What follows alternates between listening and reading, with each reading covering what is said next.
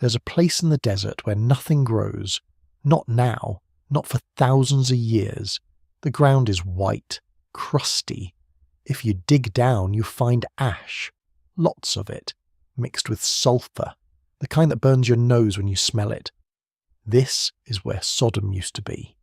Maybe, probably, the archaeologists think so.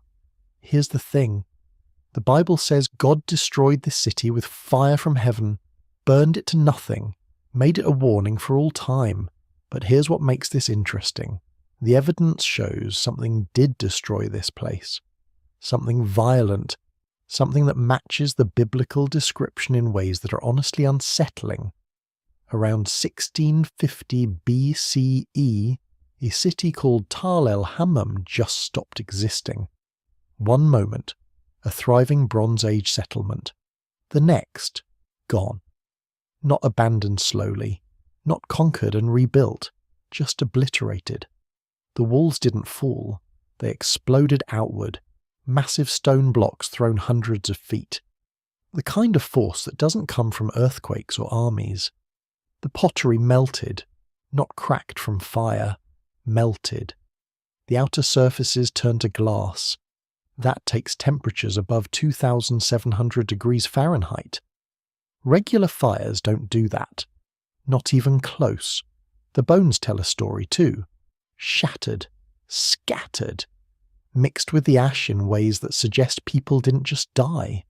They were torn apart mid-stride. And then there's the layer, a dark band in the soil, thick with ash and sulfur. It covers everything, seals the destruction like a tomb. Above this layer, nothing. No rebuilding, no slow recovery, just centuries of emptiness. Below it, a rich city, evidence of trade, agriculture, wealth. Then the line, then silence. Dr. Stephen Collins spent 15 years excavating this site. He's careful about his claims, measured. But even he admits the evidence points to something catastrophic, something sudden, something that matches what the Bible describes. An airburst, maybe. A meteor exploding in the atmosphere. The kind that flattened Tunguska in 1904. That would explain the heat, the blast pattern, the total destruction. Or an earthquake that triggered underground sulfur deposits, set them on fire, created a firestorm that consumed everything.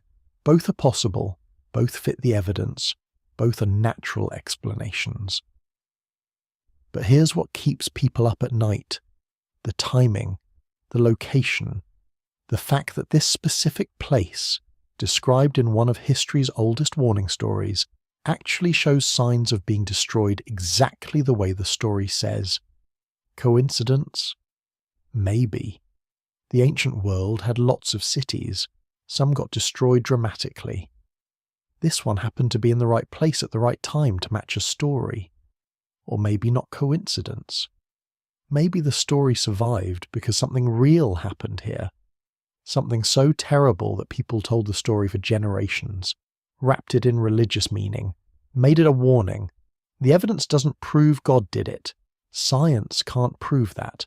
But it does show that something matching the biblical description really happened, right where the Bible says it happened, right when the timeline suggests. That's the paradox. The more we dig, the more the physical evidence aligns with the ancient text. Not perfectly, not in every detail, but enough to make you wonder. Enough to make this more than just another archaeological site.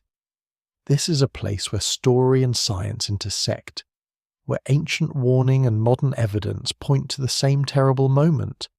And the ground is still white, still dead, still waiting to tell us what really happened that day. Before the fire came, before the destruction, before the story that would echo through millennia, there was just a city. A good city, actually, by Bronze Age standards anyway. Tal el-Hammam sat in the Jordan Valley, prime real estate. The kind of location that made trade routes converge. Water flowed nearby, soil was rich. You could grow things here, feed people, build something that lasted, and they did build. for centuries. The walls were massive, not the kind you throw up quickly.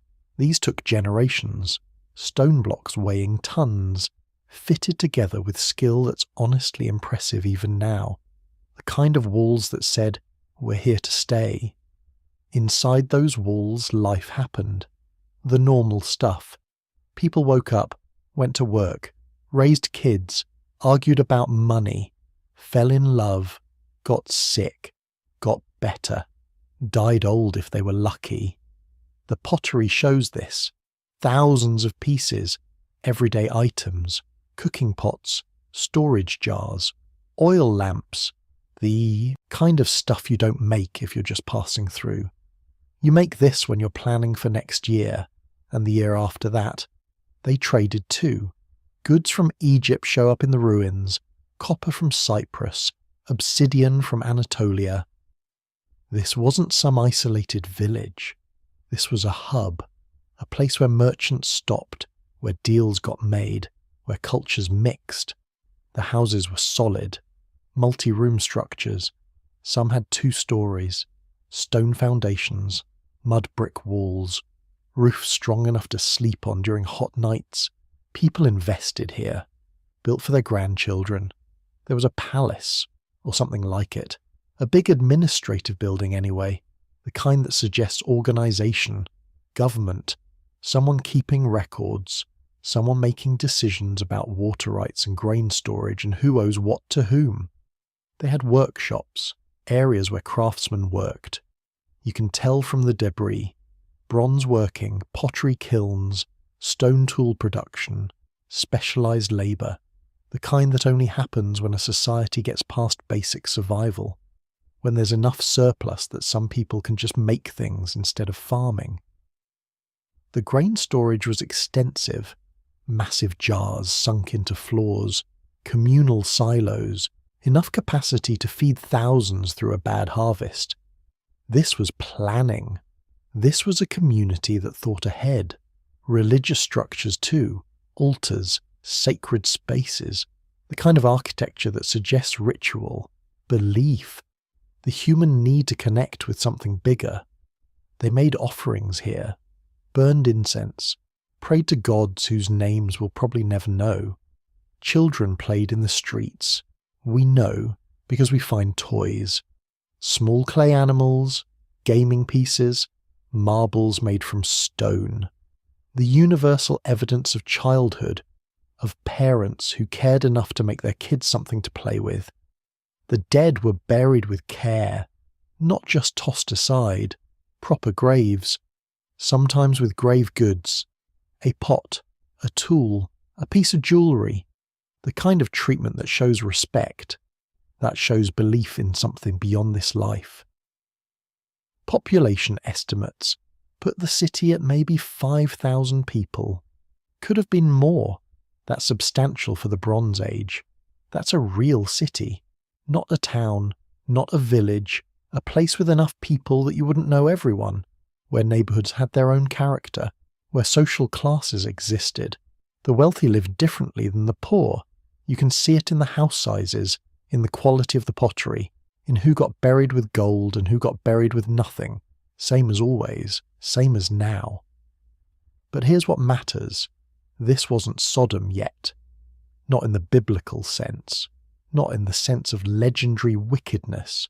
Not in the sense of a city so corrupt that destruction became inevitable. This was just a city. A successful one.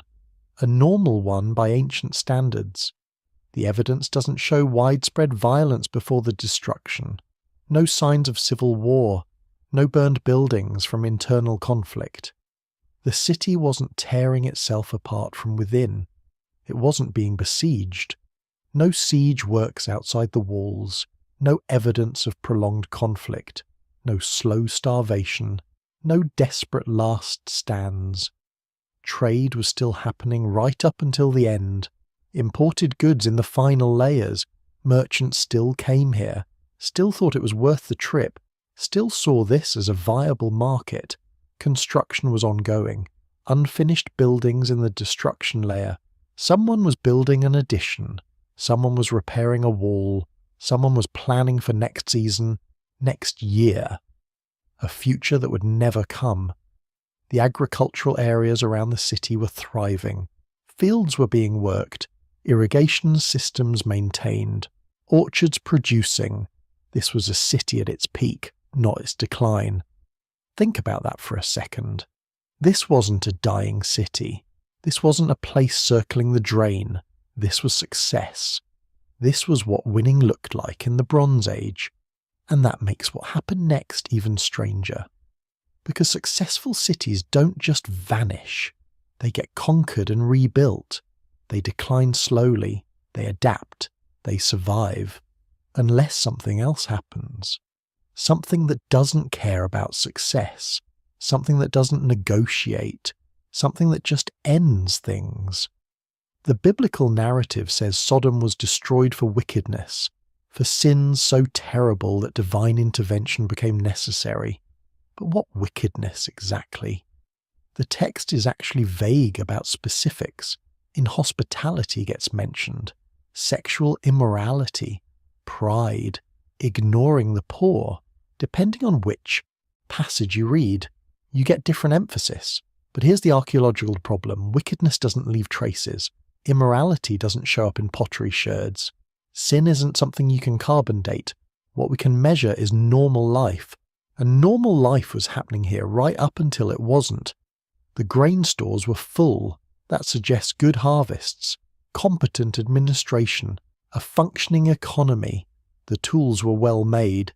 That suggests skilled craftsmen, training, standards of quality. The buildings were maintained. That suggests civic pride, investment in the future, people who cared about their city. None of this proves virtue, obviously. You can be prosperous and wicked. You can be organized and cruel. Success and morality aren't the same thing. But it does complicate the narrative. It makes you wonder what the people who lived here were actually like. Were they monsters, or were they just people? People who woke up one morning with no idea it was their last.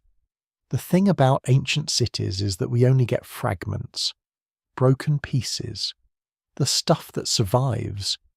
We don't get the conversations, the jokes, the kindnesses, the cruelties, the million small moments that make up actual life. We get walls and pottery and bones. We get evidence of what they built, what they ate, how they died, but not who they were. So when we stand in the ruins of Tal el Hammam, we're standing in a place that was once full of life, full of people who thought they had time, who made plans, who loved and fought and worked and rested. And then something happened, something that turned all of that into ashen memory. The city before the destruction was real, solid, successful, normal in all the ways that matter, which makes the destruction itself even more haunting. Because it wasn't inevitable, it wasn't predictable, it was just a city. And then it wasn't. If you're using this to fall asleep, that's exactly why I make these videos. Maybe subscribe and let me know where you're watching from and what time it is. I always check the comments and it's fascinating. Someone in Tokyo at sunrise, someone in London at lunch, someone in California at midnight, all drifting off to the same ancient mystery together. There's something about these old stories that works for sleep. Maybe it's the distance. These things happened so long ago that they can't hurt us now.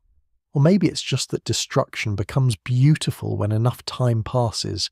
The terror turns into wonder. Either way, I'm glad you're here. Now back to what the ancient text recorded about this destruction. The biblical account is strange. Not in a vague way, in a specific way.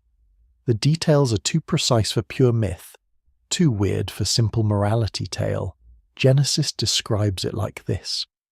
2 angels arrive in Sodom as evening falls. Lot meets them at the city gate, insists they stay at his house. They resist at first. Plan to spend the night in the square, but Lot keeps pushing. He knows something they don't. Once inside, before they go to sleep, men from the city surround the house. All the men, the text says, young and old, Every single one. They demand Lot send out his guests. The reason they give is explicit, disturbing. This is where the city's name became synonymous with sexual sin. But here's what people miss. The sin wasn't just about sex. Read it again. The whole city acted as one. Every man participated. This wasn't individual corruption. It was collective, systematic. The entire social fabric had rotted through. Lot offers his daughters instead. His virgin daughters. Think about that. A father offering his own children to a mob, and he's the righteous one in this story, the one worth saving. That tells you something about how bad things had gotten. When that's the moral choice, you're in a dark place. The mob refuses. They want the strangers. They surge forward, try to break down the door. The angels pull Lot inside, strike the mob with blindness. But even blind, the men keep groping for the door, keep trying to break in. They don't stop, can't stop. Something has broken in them. At dawn, the angels grab Lot, grab his wife, grab his 2 daughters, physically drag them out of the city. Lot hesitates. The text says that. He lingers. Even knowing what's coming, he can't quite leave. The angels tell him to run to the mountains. Don't look back. Don't stop anywhere in the valley. Just run. Then it happens. The Lord rained down burning sulfur on Sodom and Gomorrah from the Lord out of the heavens. The text repeats that, makes it clear. This wasn't natural. This came from above. The cities were destroyed. The whole plain. Everyone living in the cities. Everything growing in the ground. Complete annihilation. Nothing left. Lot's wife looks back, turns into a pillar of salt. Abraham sees it from a distance the next morning. Smoke rising from the land like smoke from a furnace, the whole valley burning. Now you can read this as pure theology. Divine judgment on human wickedness. That's how it's been taught for thousands of years. God destroyed evil cities, made them an example. Don't sin or this happens to you. But look at the physical details. Burning sulfur from the sky. Smoke like a furnace. Complete destruction of multiple cities at once. Everything growing in the ground killed. The land itself poisoned. Nothing grows there afterward. These aren't vague descriptions. They're specific. Observational. Like someone trying to describe something they'd never seen before. Something that didn't fit their understanding of how the world worked. Ancient people weren't stupid. They knew fire, knew war, knew earthquakes. This was different. Different enough that they attributed it to direct divine action. Different enough that the story survived thousands of years. The sulfur detail is interesting. Sulfur burns hot, smells terrible, sticks to things. If you wanted to describe something that rained down and set everything on fire, sulfur works. But why sulfur specifically? Why not just say fire? Because maybe that's what it looked like, smelled like. Yellow chunks falling from the sky, burning everything they touched. The smoke like a furnace. That's specific too. Not smoke like a campfire. Not smoke like a burning building. Smoke like a furnace. Dense, dark, rising in a column, the kind of smoke you see from industrial fires, from things burning at extremely high temperatures, the complete destruction. Not just buildings knocked down, not just people killed, everything obliterated, the ground itself poisoned. That's not normal conquest, not normal natural disaster. That's something that changed the land at a fundamental level, and the timing, it happens at dawn. The angels rush them out as the sun rises. Then it hits. Why dawn? Why that specific timing? If this is just a story, any time works. But the text insists. Dawn, first light. That's when it happened. Lot's wife turning to salt. That's the part that sounds most like myth. But think about the geology of the area. The Dead Sea. Salt everywhere. salt pillars formed by erosion. If you're trying to explain why there's a salt formation that looks vaguely human, you tell a story about someone who looked back, who couldn't let go, who became part of the landscape she couldn't leave, or maybe something in the blast wave crystallized her, covered her in some kind of mineral deposit. And later observers, seeing a human-shaped formation, connected it to the story they knew, the woman who looked back. The text says Lot hesitated, had to be dragged out. Why include that detail? It makes him look weak, uncertain, not the hero you'd invent. But it's human, real. People don't want to leave their homes, even when they know they should, even when destruction is coming. They hesitate. The angels physically grab them, pull them along. There's urgency in that. Desperation, like they're running out of time, like something is coming that can't be stopped or delayed. Don't look back. That's a strange instruction if this is just divine judgment. Why would looking back matter? But if something physical is happening, something bright or violent or dangerous, then don't look back makes sense. Keep moving, don't stop, don't turn around, just run. The destruction of the whole plain, not just Sodom, not just Gomorrah, the entire valley, all the cities, all the vegetation, that's a massive area. Whatever happened affected the entire region at once, simultaneously. That's not city-by-city conquest. That's one event, one cause, something big enough to devastate everything in range. Abraham sees it from miles away, the smoke visible from a great distance, rising high enough to be seen across the landscape. That's a massive fire, a massive explosion, something that sent smoke and debris high into the atmosphere. For 3,000 years, this was just a Bible story, a warning about sin and judgment. Preachers used it. Moralists referenced it. Artists painted it. But it was theology, not history. Then archaeologists started digging, and they found something that matched the story in ways nobody expected, ways that are honestly difficult to explain. The city that shouldn't be there, the destruction that shouldn't have happened, the evidence that makes you read the ancient text differently, not as pure myth, not as pure history, but as something in between, a real event filtered through ancient understanding, a catastrophe so complete that it became a moral lesson, a disaster so total that it seemed like divine intervention. Because maybe it was both. Maybe something terrible happened to these cities, something natural but catastrophic, and the survivors, trying to make sense of it, trying to explain why, found meaning in the destruction, saw judgment where there was disaster, saw sin where there was simply the wrong place at the wrong time. Or maybe the text is exactly right. Maybe wickedness did concentrate in these cities. Maybe the social fabric did rot through. Maybe divine justice does sometimes take physical form. Maybe the universe has mechanisms we don't understand, ways of correcting imbalances, ways of responding to collective evil. We don't know, can't know. The evidence shows destruction. The text claims judgment.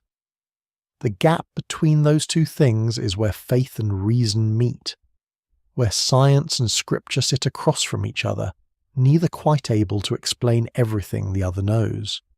What we can say is this: something happened, something real, something violent, something that matched the biblical description closely enough that when archaeologists found it, they recognized the story, saw the connection, couldn't dismiss it.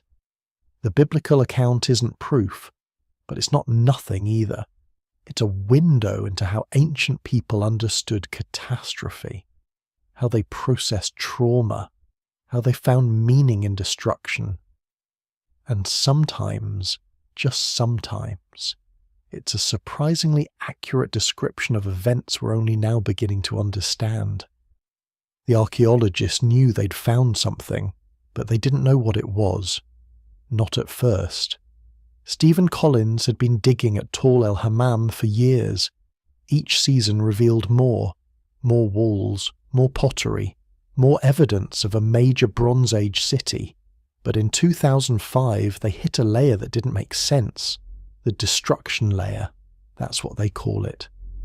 A band of material that marks when everything ended. Usually these layers show conquest.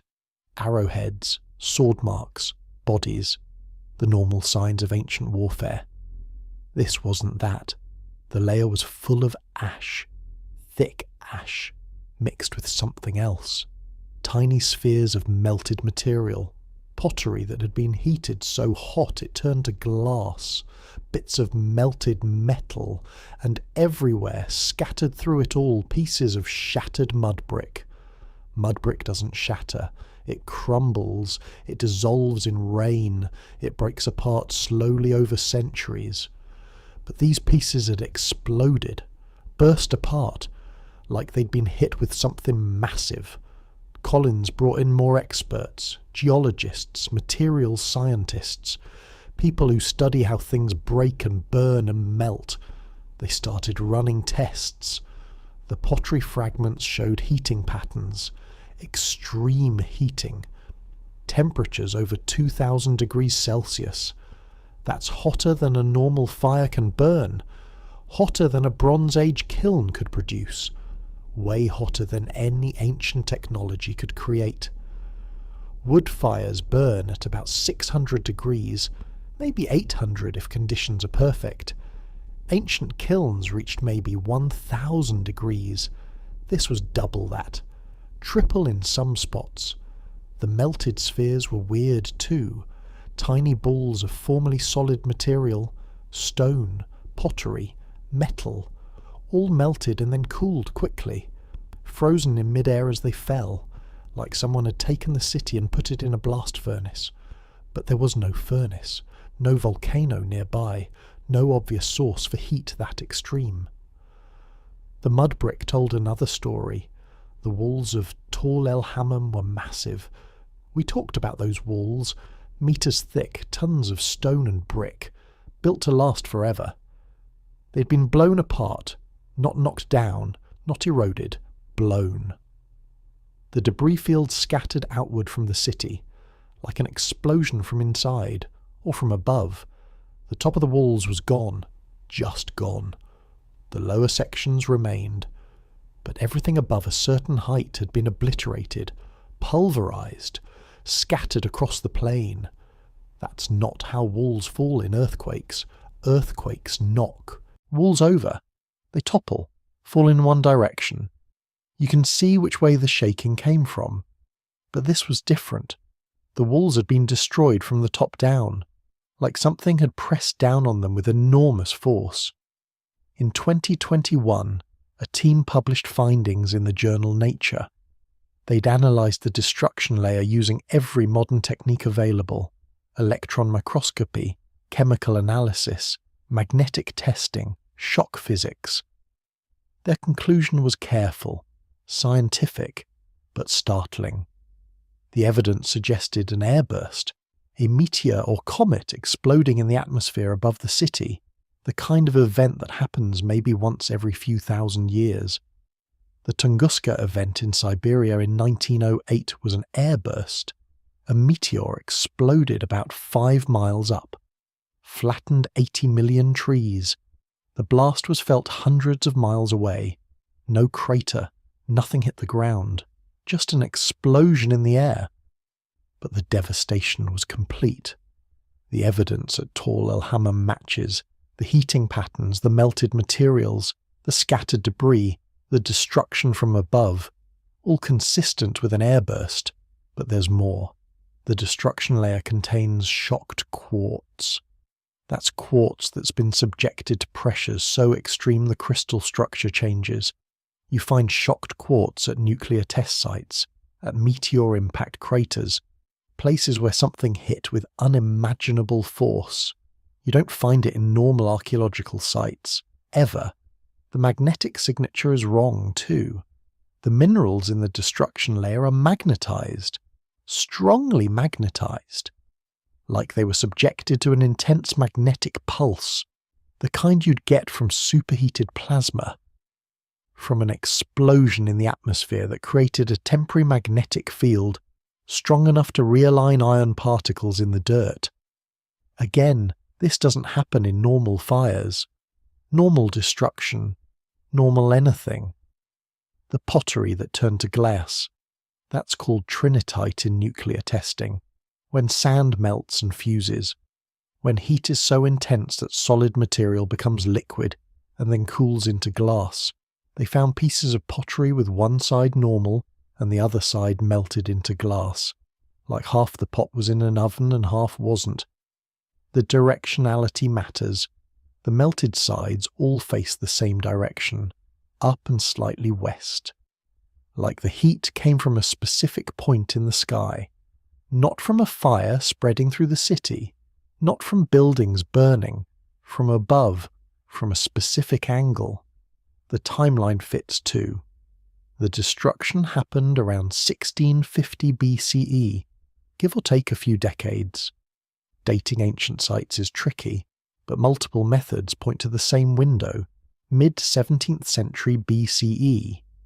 That's right in the range for when biblical scholars think Sodom was destroyed.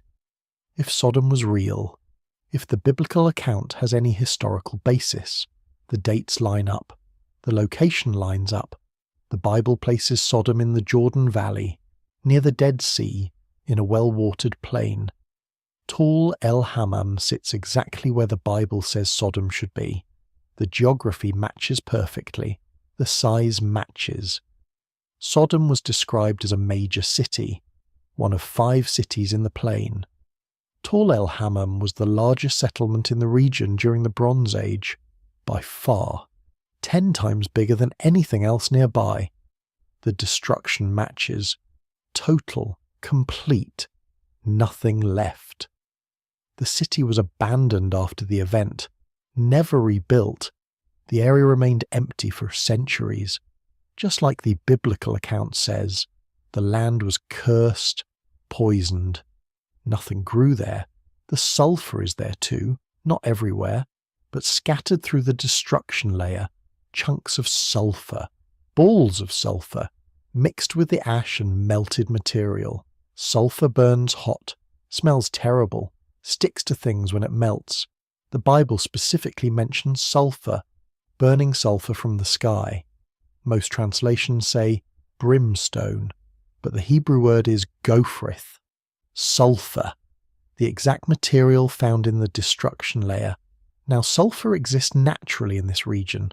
The Dead Sea area has sulfur deposits, so finding sulfur isn't proof of anything. But finding it mixed with melted pottery and shocked quartz and magnetically aligned minerals, that's different. The team that published the Nature paper was careful.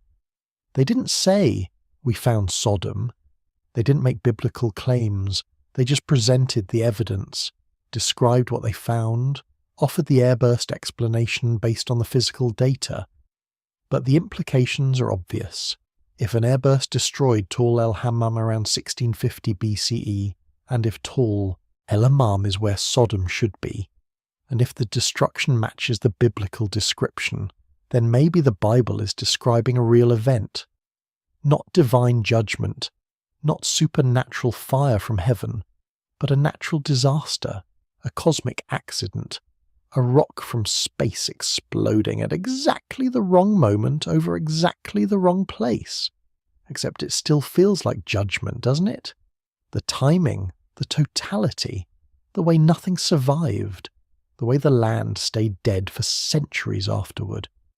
An airburst would explain the heat, the melted materials, the scattered debris, the destruction from above. All of it fits. An airburst would create a pressure wave, a blast of superheated air moving faster than sound. That wave would flatten buildings, shatter walls, turn people into ash instantly. Anyone caught in the open would be vaporized. Anyone inside would be crushed when the buildings collapsed. The heat would come before the blast, a flash of thermal radiation, hot enough to melt pottery, hot enough to turn sand to glass, hot enough to set everything flammable on fire simultaneously. The whole city would ignite at once. Not a spreading fire, a sudden inferno, then the pressure wave, travelling at hundreds of miles per hour, hitting the city like a hammer, walls exploding outward, roofs lifting off and disintegrating, everything not melted by the heat getting pulverized by the blast. The sulfur could come from the meteor itself. Some meteors contain sulfur, or it could come from the ground. The extreme heat and pressure could have released sulfur from deposits below the city, vaporized it, sent it into the air where it rained back down still burning. The smoke would have been visible for miles, a massive column rising into the sky, dark, dense, full of ash and debris, exactly like the Bible describes, like smoke from a furnace. The blast would have affected the whole valley, not just Tall El Hammam, all the nearby settlements, the entire plain. Archaeological surveys show multiple sites in the area were abandoned around the same time, all at once, like something hit the whole region simultaneously. 5 cities. The Bible mentions 5 cities destroyed: Sodom, Gomorrah, Admah, Zeboim, Zor. 5 cities in the plain. Archaeological evidence shows at least 5 major settlements in the Jordan Valley during this period, all abandoned around 1650 BCE. The survivors would have fled. Those far enough away to survive the blast, they would have run, looked back and seen their world ending, seen the cities burning, seen the smoke rising, known everyone they loved was dead. How do you process that? How do you explain what you saw? You don't have words for airburst, for meteor, for cosmic impact. Those concepts don't exist yet. So you say God did it. You say the cities were wicked and God destroyed them. You say angels came and warned the righteous and everyone else burned. You turn disaster into meaning, turn random cosmic violence into divine justice, because the alternative is too terrible. The alternative is that you survived by accident, by luck, by being in the right place when the sky fell. And your neighbours, your friends, your family who stayed behind, they died for no reason. Just wrong place, wrong time. Better to believe it meant something. Better to believe wickedness was punished. Better to believe the righteous was saved and the wicked destroyed. Better to believe in a universe where things happen for reasons, where destruction is judgment, where survival is reward. The story gets told, retold, passed down. Each telling adds details, removes others, shapes the narrative. The disaster becomes a warning. The cities become examples. Don't be like Sodom. Don't invite destruction. Don't anger God. But underneath the theology, underneath the moral lesson, underneath the warning, there's a real event, real cities, real people, real destruction. The archaeologists keep digging, keep testing, keep analysing. Each season reveals more evidence of extreme heat, more melted materials, more proof that something catastrophic happened here. They found human remains in the destruction layer, not many. Most people were probably vaporized, but a few skeletons, caught in the blast, buried under debris. Their bones show trauma, violent death, sudden death. They found storage jars full of grain, carbonized, turned to charcoal instantly. The grain was being stored for next season, for planting, for feeding the city. Through winter, it never got used, just burned where it sat. They found tools, weapons, jewellery, everyday items, all mixed in the destruction layer, all covered in ash and melted material. Life interrupted, stopped mid-moment, frozen in time. The city was thriving when it died, not declining, not struggling, thriving at its peak. Maximum population, maximum prosperity, then gone. That makes it worse somehow. If the city was failing, if people were leaving anyway, if it was dying slowly. The destruction would be tragic but not shocking. But this was a city full of life, full of people, full of plans and dreams and futures, all erased in seconds, maybe minutes, certainly less than an hour, from normal day to total annihilation. That fast. The evidence keeps piling up, more papers published, more analysis done, more experts weighing in. The airburst theory gains support, becomes the leading explanation, not proven. Science rarely proves anything absolutely, but strongly supported, consistent with all available data, and the biblical connection becomes harder to dismiss, not as proof of divine intervention, but as evidence that the Bible sometimes preserves real history, real events, real disasters that people witnessed and recorded and tried to explain. Maybe both things are true. Maybe an airburst destroyed these cities, and maybe that airburst was divine judgment. Maybe God uses natural processes. Maybe cosmic accidents aren't accidents. Maybe the universe has mechanisms we don't understand, ways of responding to human behavior, ways of correcting imbalances. Or maybe it was just terrible luck. A rock from space. A city in the wrong place. Timing so bad it seemed like judgment, seemed like punishment, seemed like the universe itself was angry. We don't know, can't know. The evidence shows what happened, not why. Not whether it meant anything beyond physics and chemistry and bad timing, but standing in that destruction layer, holding pieces of melted pottery, seeing the scattered remains of massive walls, knowing thousands of people died here in seconds. You feel something beyond science, beyond evidence. You feel the weight of it, the totality, the finality. And you understand why survivors needed it to mean something, why they turned disaster into judgment, why they made it a warning, why the story survived, why we're still talking about it, still digging, still trying to understand, because some destructions are so complete they demand explanation. Some disasters are so total they require meaning, and sometimes the ancient stories, the ones we thought were myths, turn out to be memories, distorted by time, shaped by theology, but rooted in something real. Something terrible, something that actually happened. So what actually happened? What does the science say? The airburst theory explains a lot, maybe everything. But let's break down what that means. What an airburst actually does. How it destroys things. Why the evidence looks the way it does. First, the object itself. A meteor, probably. Could be a comet, something from space. Rock or ice or both. Doesn't matter much. What matters is speed.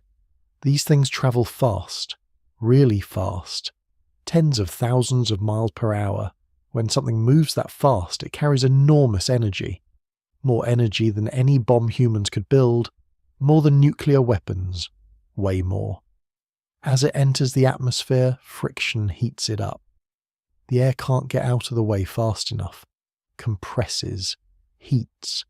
The object starts to glow, bright, brighter than the sun.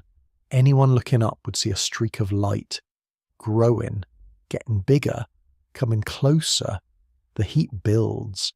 The object starts to break apart. Stress from the heat, from the pressure, from moving so fast through thickening air. Cracks form, pieces split off, but it's still moving, still falling, still carrying all that energy. Then it explodes, not when it hits the ground, before. Maybe 5 miles up, maybe 3. The exact height depends on size and composition, but somewhere in the lower atmosphere, the whole thing comes apart. All at once, all that energy releases, instantly. The explosion creates a fireball, superheated plasma, hotter than anything on Earth, hotter than the surface of the sun. This fireball expands, fast, pushes air outward in all directions, creates a pressure wave, a blast wave, moving faster than sound. The thermal pulse comes first. Light travels faster than pressure, so the heat arrives before the blast. Everything below the explosion gets hit with intense thermal radiation.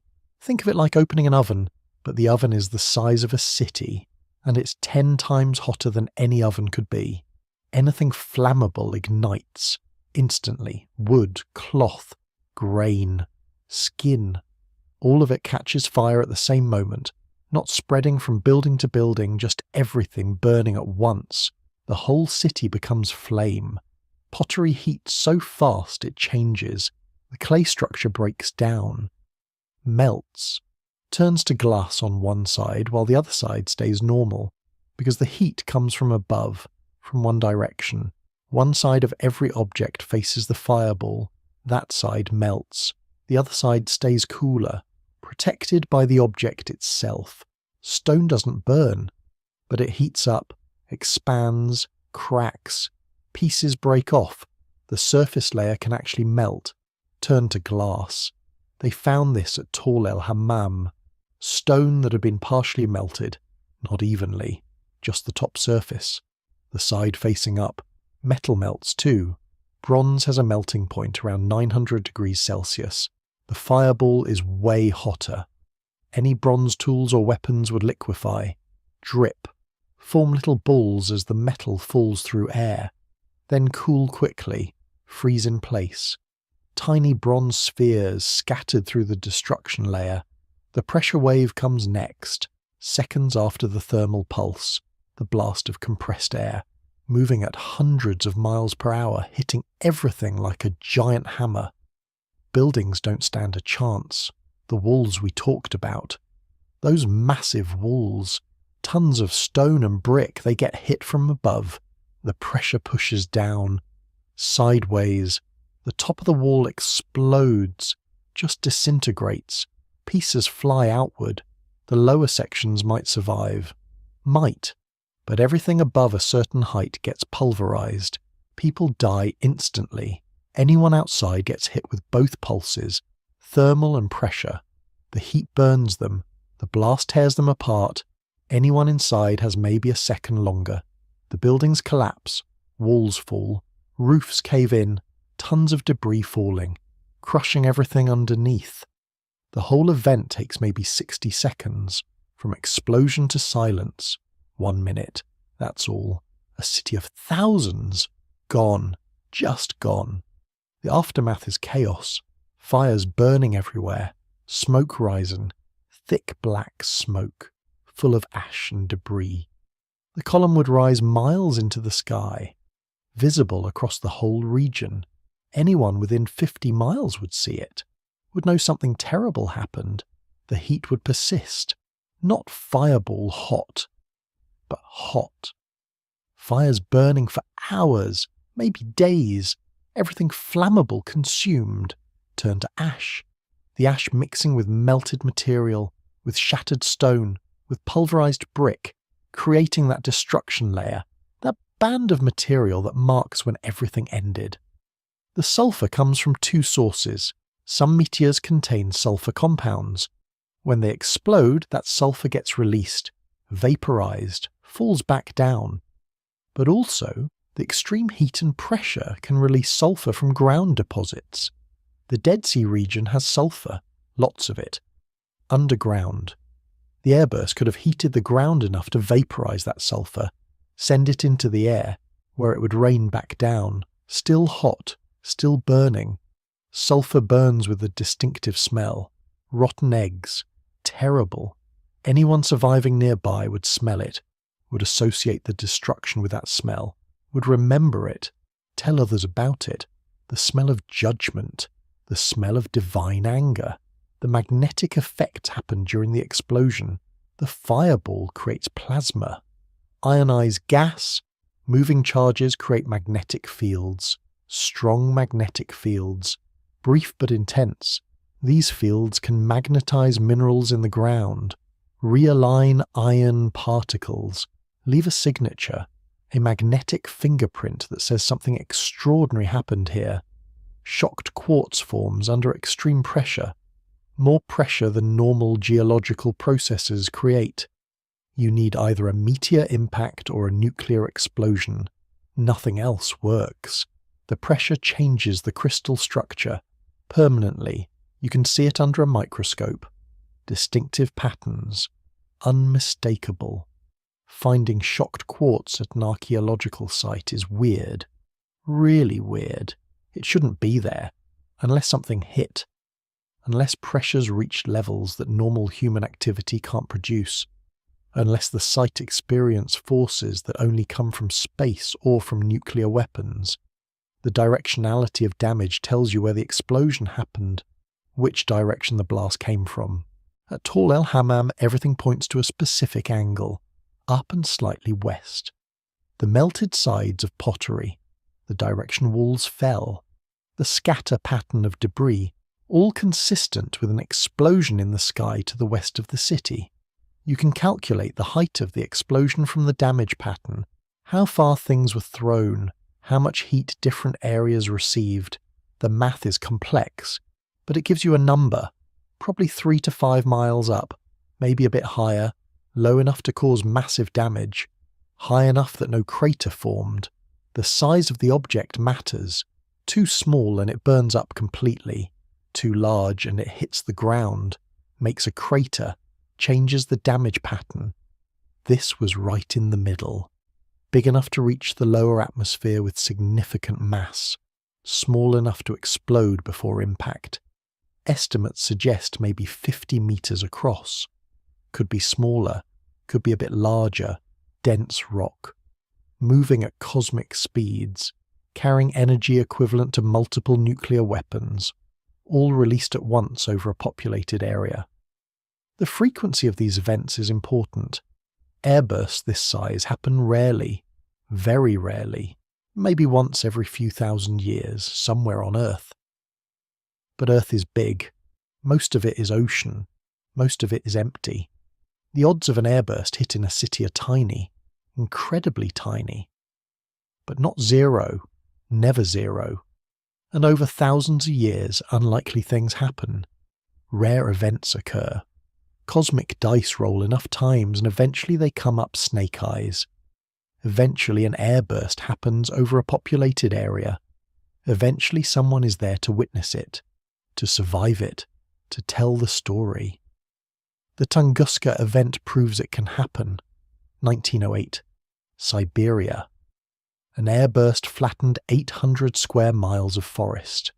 If that had happened over Moscow or London, millions would have died. But it happened over empty forest. Almost nobody there. Just trees. And even so, people saw it, felt it, reported the flash of light, the blast wave, the fires. Imagine Tunguska over a Bronze Age city. No warning, no understanding of what's happening. Just normal day. Then the sky lights up, then everything burns. Then the blast hits, then silence, then smoke, then nothing. The survivors will be traumatized completely. Their world just ended. Everyone they knew is dead. The city is gone. The land is burning. And they have no framework for understanding what happened. No science, no astronomy, no concept of meteors or airbursts or cosmic impacts. So they explain it the only way they can. Divine intervention. The gods did this. The city was wicked. The gods were angry. This was punishment. This was judgment. This was warning. And maybe they're not wrong. Not entirely. Because whether you call it physics or providence, the result is the same. The city is gone. The people are dead. The land is cursed. And the story will be told for thousands of years. The science explains the how, the physics, the chemistry, the mechanics of destruction, energy and heat and pressure, cause and effect, observable, measurable, testable. But science doesn't explain the why that city, why that moment, why those people. Science doesn't do meaning, doesn't do purpose, just describes what happened, not why it mattered. The biblical account does meaning, does purpose, says this happened because the city was wicked, because evil demands response, because justice exists in the universe, because actions have consequences. Both can be true. The airburst happened. Physics explains it. But maybe physics isn't the whole story. Maybe the universe has mechanisms we don't understand, ways of responding, ways of correcting, ways of judging. Or maybe it was just bad luck, random chance, cosmic accident, a rock from space, a city in the wrong place. Timing so terrible it seemed like judgment, seemed like punishment. But really just probability, just statistics, just the universe being indifferent. We can't know. The evidence shows what happened, not why, not whether it meant anything beyond physics. The destruction layer doesn't contain purpose, just ash and melted pottery and shocked quartz. But standing there, in that place, holding pieces of the city, knowing thousands died here in seconds, you feel something beyond science, beyond evidence, beyond measurement. You feel the weight of it, the enormity, the finality, and you understand why the story survived, why it became warning, why we still tell it, still dig, still try to understand. Because some events are too big for just science, too meaningful for just physics, too important for just facts. They demand story, demand meaning, demand that we wrestle with what they say about existence, about justice, about whether the universe cares. The science gives us the mechanism, the story gives us the meaning, and maybe we need both. Maybe truth lives in the tension between them, between what we can measure and what we can only feel, between evidence and meaning, between physics and purpose. The airburst destroyed the city. That's what the science says. That's what the evidence shows. Fire from the sky, heat and pressure and destruction, all explainable, all consistent with natural processes, all within the laws of physics. But fire from the sky is also what the Bible says: judgment from heaven, divine response to human wickedness, supernatural intervention, all within the framework of meaning, of purpose, of a universe that responds to how we live. Same event, different explanations, both describing something real, something that actually happened, something that left evidence we can still find, still measure, still try to understand. The question isn't whether it happened. The evidence is clear. The question is what it means, whether it was just physics, just probability, just bad luck, or whether it was something more, something that makes us uncomfortable, something that suggests the universe might not be as indifferent as we like to think. 60 seconds, that's how long it took. From the moment the sky lit up to the moment everything went silent. 1 minute, maybe less. Think about that. A whole city. Thousands of people. Centuries of accumulated life. All of it gone in the time it takes to microwave a cup of coffee. The people wouldn't have understood what was happening. How could they? They'd never seen anything like this. Nobody had. Not in living memory. Not in their grandparents' stories. Not in the oldest tales their culture preserved. Morning starts normal. The sun is already hot. It's the Jordan Valley in summer. Hot is what you get. People are working, hauling water, grinding grain, fixing walls, the usual stuff.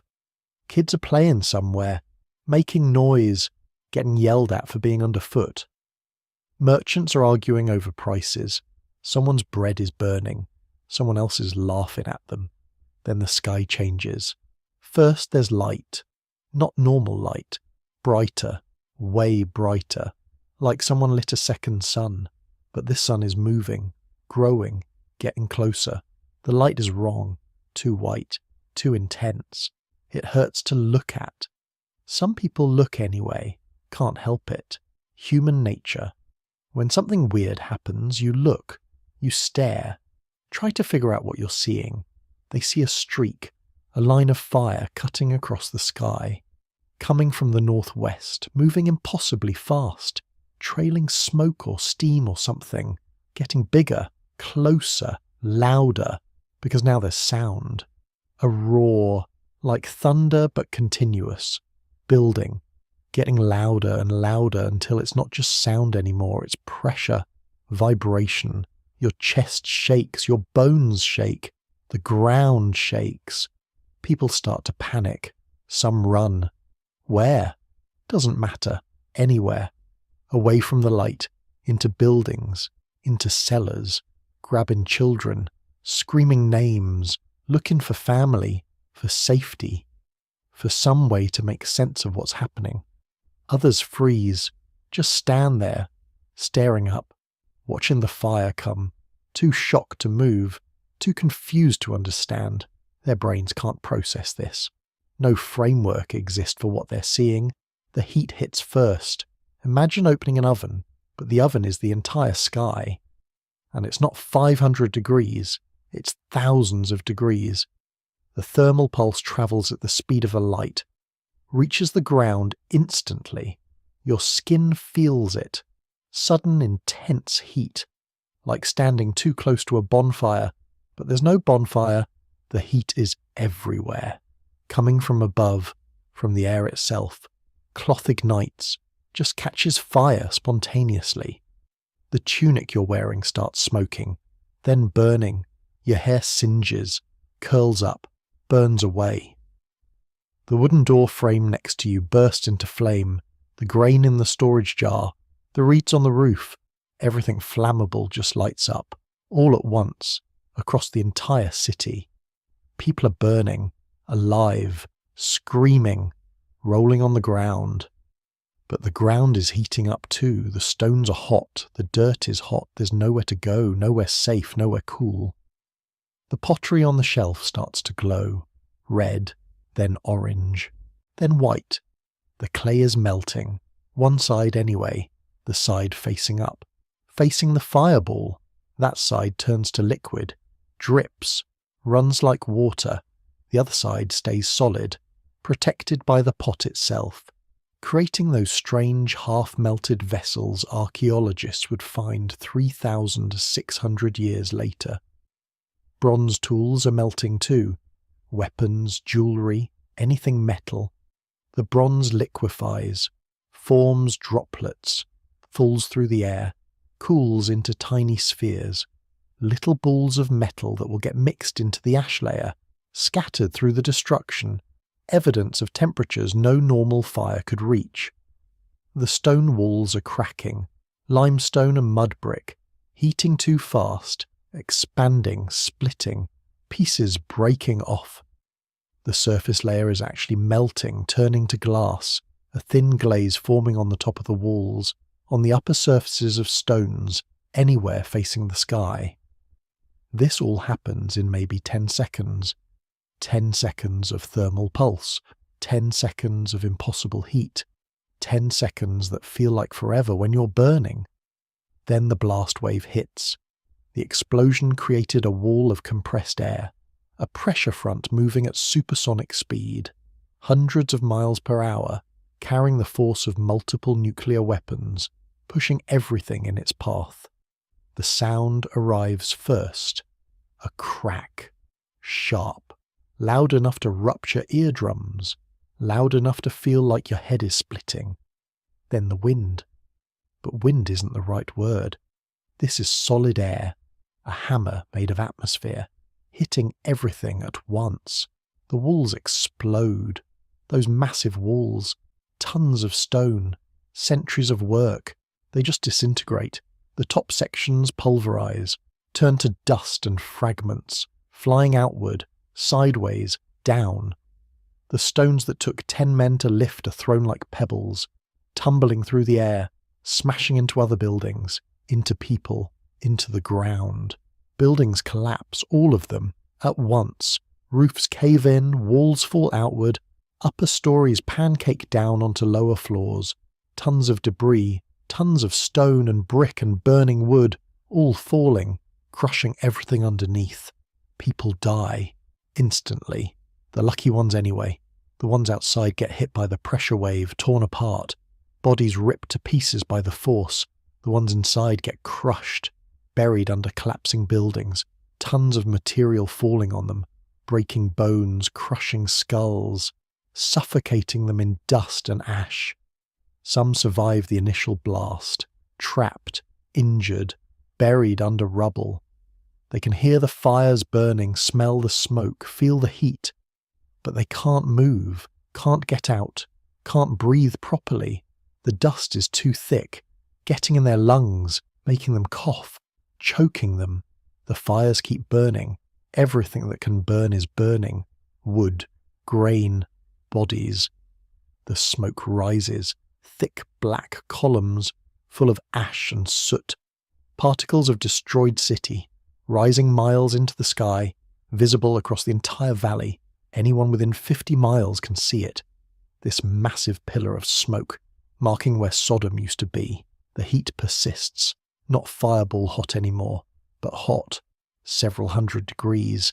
The fire's burning through what's left, consuming everything organic, turning it to ash, white ash, grey ash, black ash.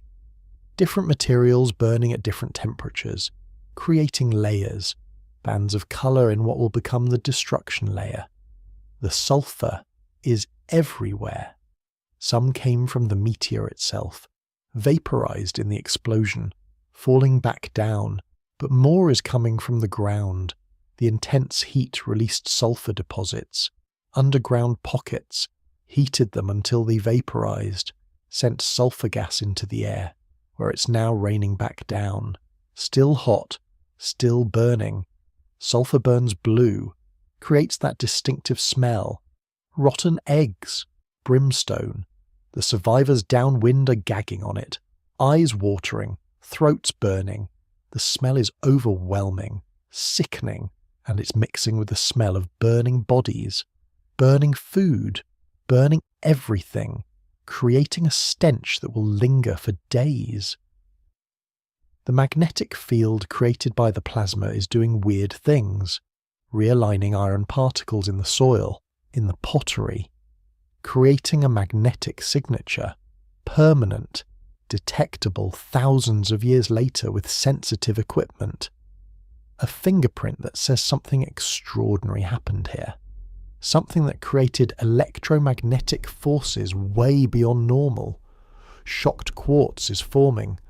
The pressure wave created forces intense enough to change the crystal structure of sand, of quartz grains, permanently deforming them, creating patterns you can see under a microscope. Patterns that only form under extreme pressure. Meteor impact pressure, nuclear explosion pressure. Nothing else comes close. The whole event is over in 60 seconds, maybe 90. From first light to final collapse, 1 minute and a great city is gone, erased, turned into burning rubble, into a destruction layer that will puzzle archaeologists for millennia. The silence that follows is almost worse than the noise. No more screaming, no more crashing, just the crackle of fires, the occasional groan of settling debris, the wind blowing through destroyed streets, carrying ash, carrying the smell of death. Survivors emerge, not many, maybe a few hundred, maybe less. They were outside the city, far enough away, or in the right place, behind something, in a valley. Somewhere the blast wave couldn't reach fully. They're burned, injured, in shock. Staring at where their home used to be, the city is unrecognizable. The walls are gone. The buildings are gone. The streets are buried under debris. Everything is smoking, burning, covered in ash. There are bodies everywhere, crushed, burned, buried, thousands of bodies. Everyone they knew, everyone they loved, dead, all dead. They can't go back. The heat is too intense. The fires are still burning. The rubble is unstable, dangerous, and there's nothing to go back to anyway.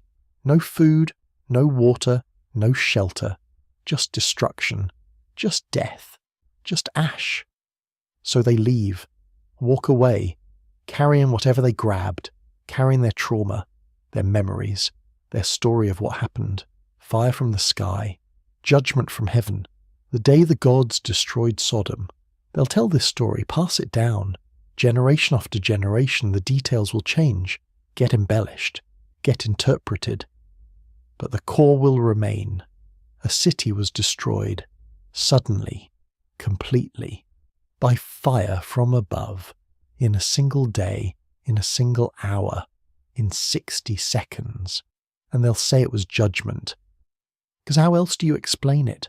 How else do you make sense of such complete destruction, such perfect timing, such terrible power?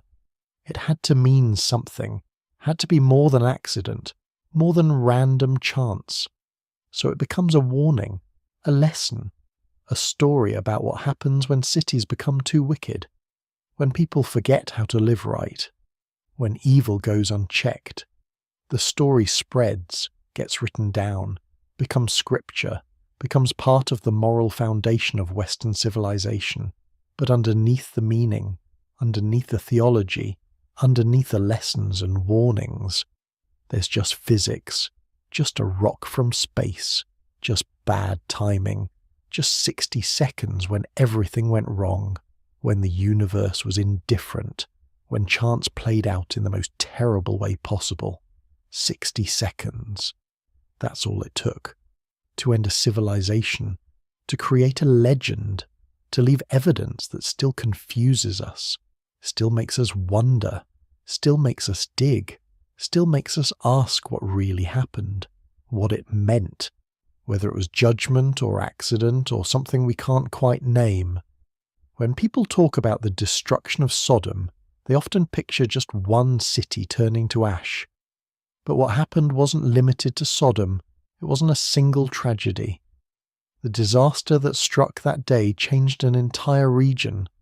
It shattered city after city. The Jordan Valley, once full of life, turned into a wasteland almost overnight. Let's look at the bigger picture. Archaeologists have dug across the southern Jordan Valley for years. They expected the usual mix of ruins, some destroyed in war, some abandoned, some built over. But what they found was strange. At dozens of sites, the same story appeared in the dirt. There was a sharp line. Below that line, signs of busy towns, houses, workshops, storage rooms, even temples. Above it, just silence. No more houses, no more people, just layers of wind-blown dust and sand. It wasn't just Sodom. It was Tall El Hammam, Bab Edra, Numera, and many smaller places. Each one showed the same thing, a sudden stop. Life ended, and it didn't come back for centuries. Here's what's weird. The pattern shows up everywhere in this valley. At Tall El Hammam, the city covered over 100 acres, huge for the time. It had big defensive walls, wide streets, and thick layers of mud brick. Just across the river, Bab Edra and Numera were smaller, but still real towns with hundreds or even thousands of people. All of them ended at the same time, in the same way. Around 1650 BCE, give or take a few decades, the region's life blinked out. Think about what that means. Imagine a river valley dotted with towns, palm trees, fields of barley and wheat, herds of goats and sheep, people trading, visiting, living their lives. Then, in a single moment, it's all gone. The silence that followed wasn't just about the dead. It was about the living who left, or who never returned.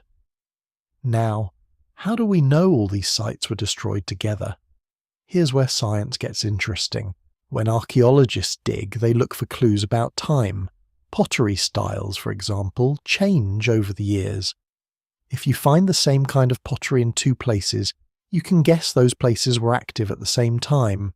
Well, the pottery below the stop line at all these valley sites matches. The same shapes, decorations, and materials. It's like finding the same brand of cereal in different kitchens and knowing people were eating breakfast at the same time. But it's not just pottery. The destruction layers at these sites tell a similar story. They're full of ash, burned bricks, bits of pottery melted into strange shapes, and tiny round droplets of metal. These aren't the normal leftovers from a house fire or a battle. They show temperatures far above what wood or thatch or even war could produce. Something else did this, and the dates line up. Scientists use radiocarbon dating to check how old bits of burned material are. Over and over, the numbers point to around 1650 BCE, not just at one place, but across the valley, dozens of miles apart.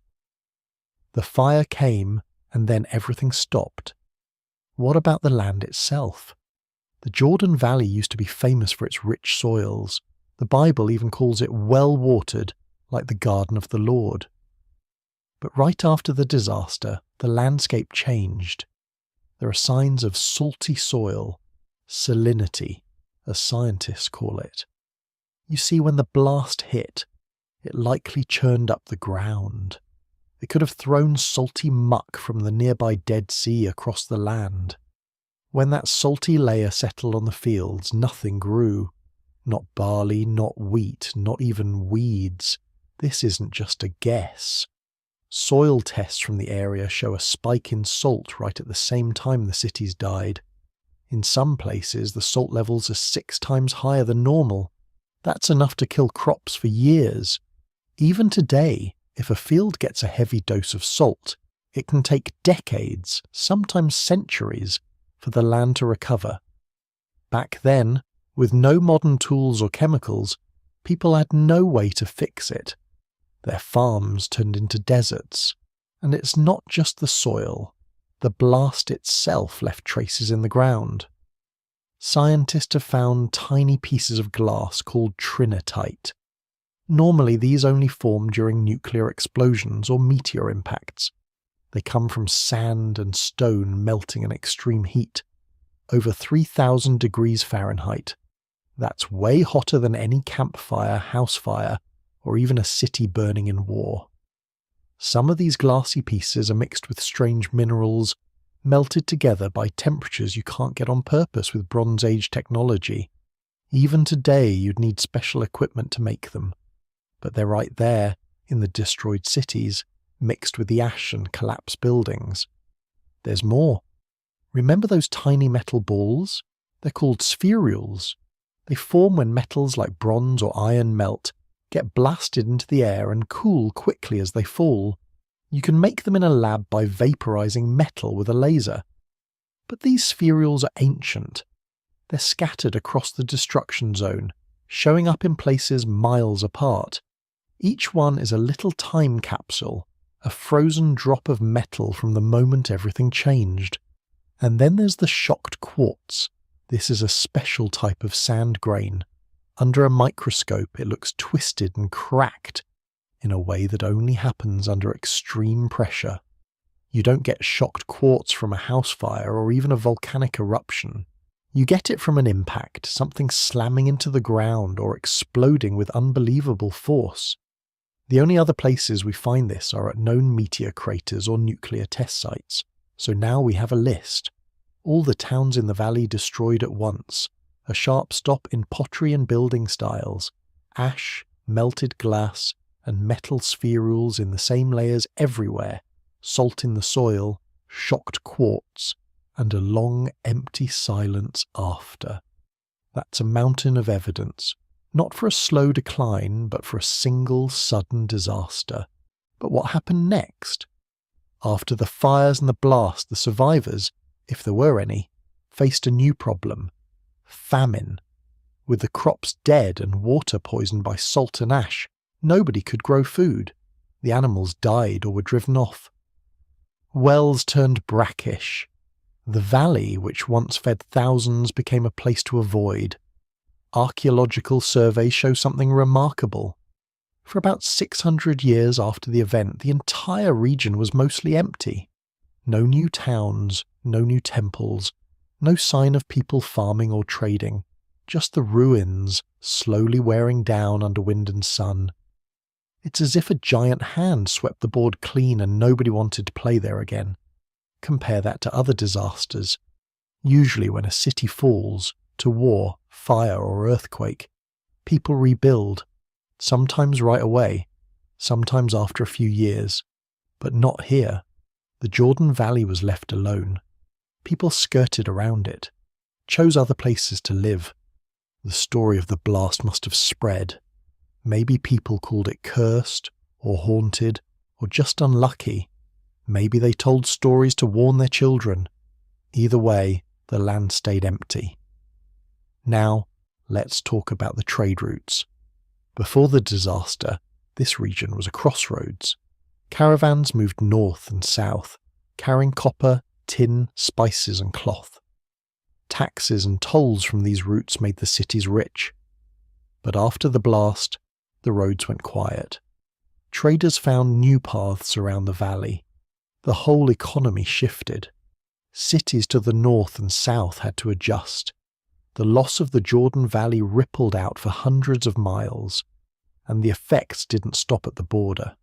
Some researchers think the sudden disappearance of these cities helped shape the stories in nearby lands. You find echoes in Egyptian texts, warnings about cities that vanished, tales of destruction from the sky. Even in distant Mesopotamia, scribes recorded stories about fires that swept across towns, leaving only ruins. It's easy to think of this as just an old story, but the evidence in the dirt matches the legends. A sudden, fiery event. Cities erased, land poisoned, generations lost, and not just at one spot but across a whole landscape.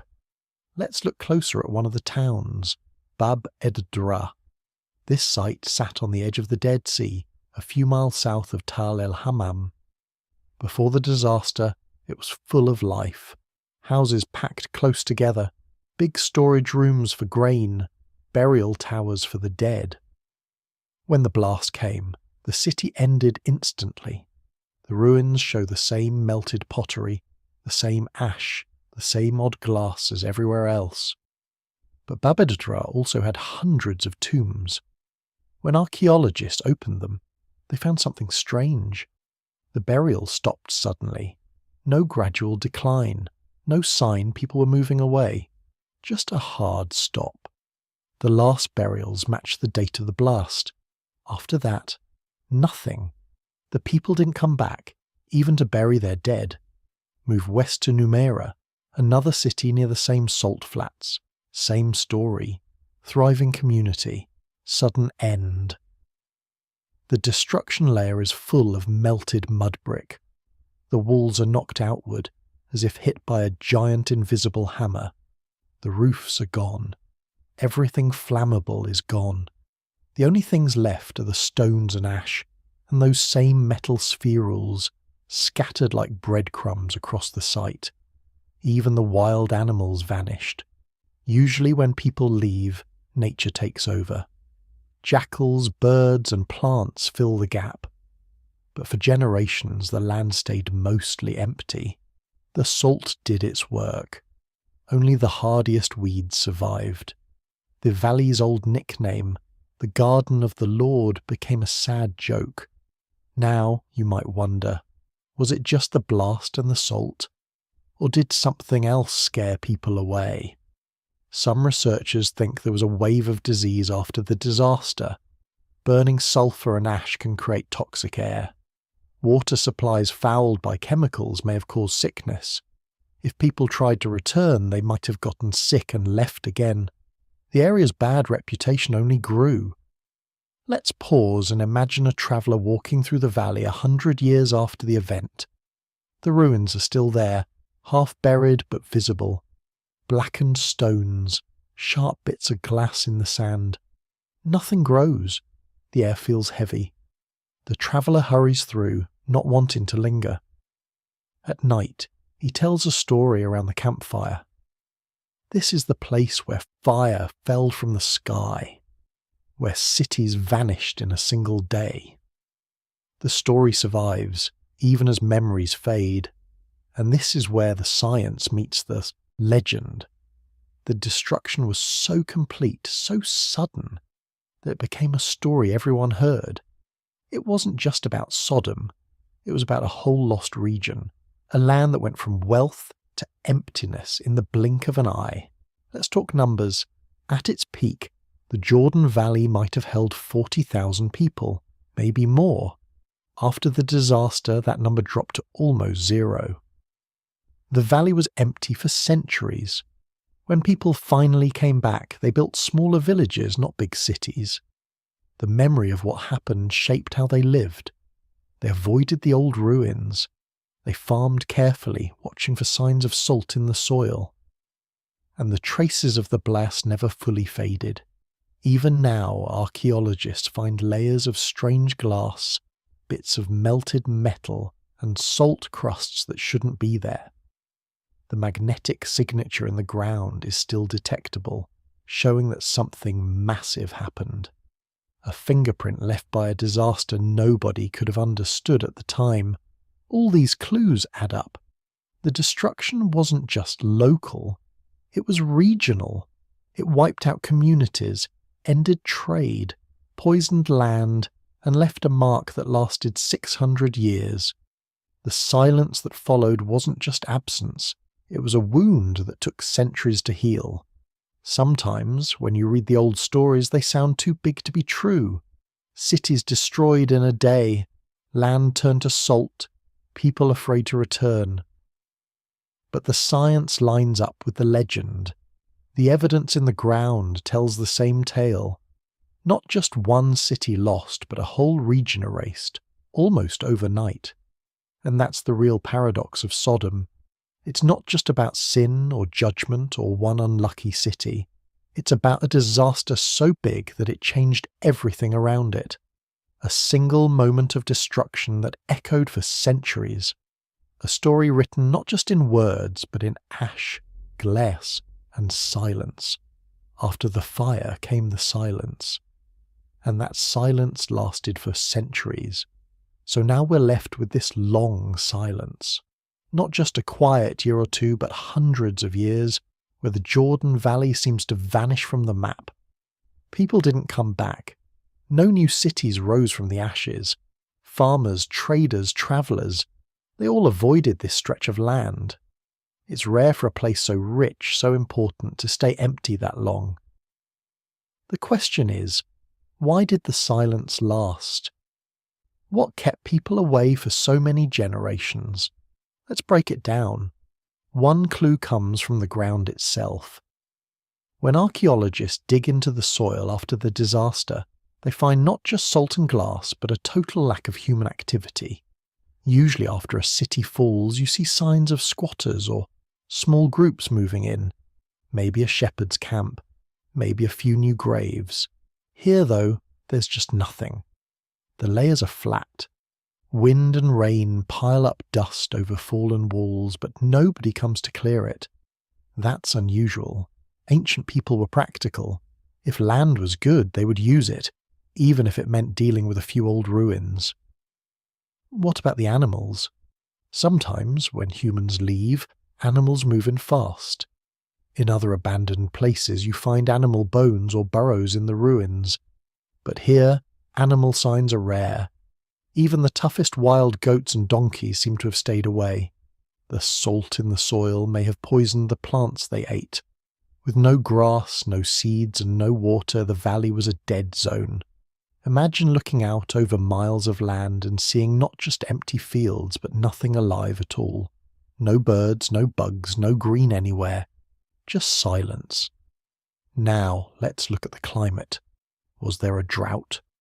The wider region did have some dry years, but nothing so extreme that it explains this complete abandonment. Other valleys nearby kept going, even if times were tough. They didn't turn into deserts. So it wasn't just bad weather that drove people out. There's another detail that matters: the water. Before the disaster, the Jordan Valley had streams and wells. People grew crops with river water and rain. After the event, many springs dried up. Tests on ancient wells show that the water levels dropped or turned salty. People couldn't drink the water. They couldn't use it to cook or bathe. Even if they wanted to come back, life would have been hard. And so, For hundreds of years, the valley was off limits. Think about what that means. Whole generations grew up hearing stories about this empty place. Maybe they called it cursed. Maybe they thought ghosts or angry gods lived there. The land itself became part of the warning. Stay away. Don't build. Don't even pass through if you can help it. But the silence isn't just about fear. It's also about lost memory. Over time, stories fade, details get mixed up. People remember that something terrible happened, but not exactly what or why. When new groups finally do move in, they find ruins and strange glass in the sand. Maybe they dig into the old walls looking for treasure. Maybe they wonder about the people who lived there before. But there's no one to explain what happened. The living memory is gone. Let's talk about the timeline. Archaeologists count at least 600 years of near silence in the Jordan Valley after the disaster.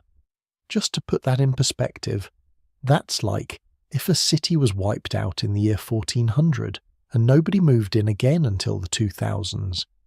Think about how much history passes in that span. Kingdoms rise and fall. Languages change. Religions are born and fade away. Yet the land sits, untouchable, waiting. During this silence, other places grew.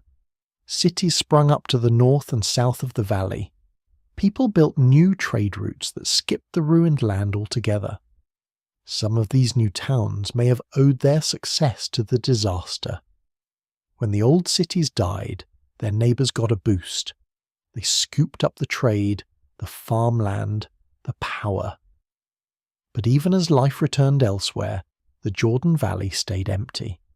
When people finally did come back, they didn't build big cities. Instead, they started small. Scattered villages, simple houses. No more grand temples or fancy tombs. It's as if the memory of the disaster shaped how they lived.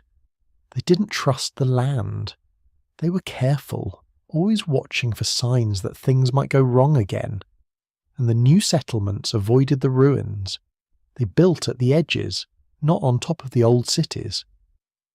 In other parts of the world, people often reused ancient stones, cleared out old wells, or rebuilt on the same spot. Here, the ruins were left alone. Maybe that was superstition. Maybe it was practical, too much salt, too many strange things in the dirt. Either way, the past was left to rest. Let's look at some physical evidence from the silence. Scientists study pollen trapped in ancient mud layers. In the years before the disaster, there's a rich mix. Grains from wheat, barley, olives, grapes, even flowers. After the event, the pollen record changes. Almost overnight, the traces of farm plants disappear. Instead, you get weeds, salt-tolerant plants, scrubby bushes. It's a shift you can measure year by year. The land lost its ability to feed people. The crops didn't come back for centuries. Another piece of the puzzle is the pottery. Before the blast, the valley had a distinctive style of pots and jars. You find the same designs all over the region. Proof of a shared culture. After the silence, the new pottery looks different. New shapes, new decorations, sometimes even new clays. That tells us the people moving in were not the descendants of those who lived there before. They were outsiders. Maybe they came from the hills, maybe from distant towns. They didn't rebuild the old way. They brought their own style, their own habits. It's not just pottery.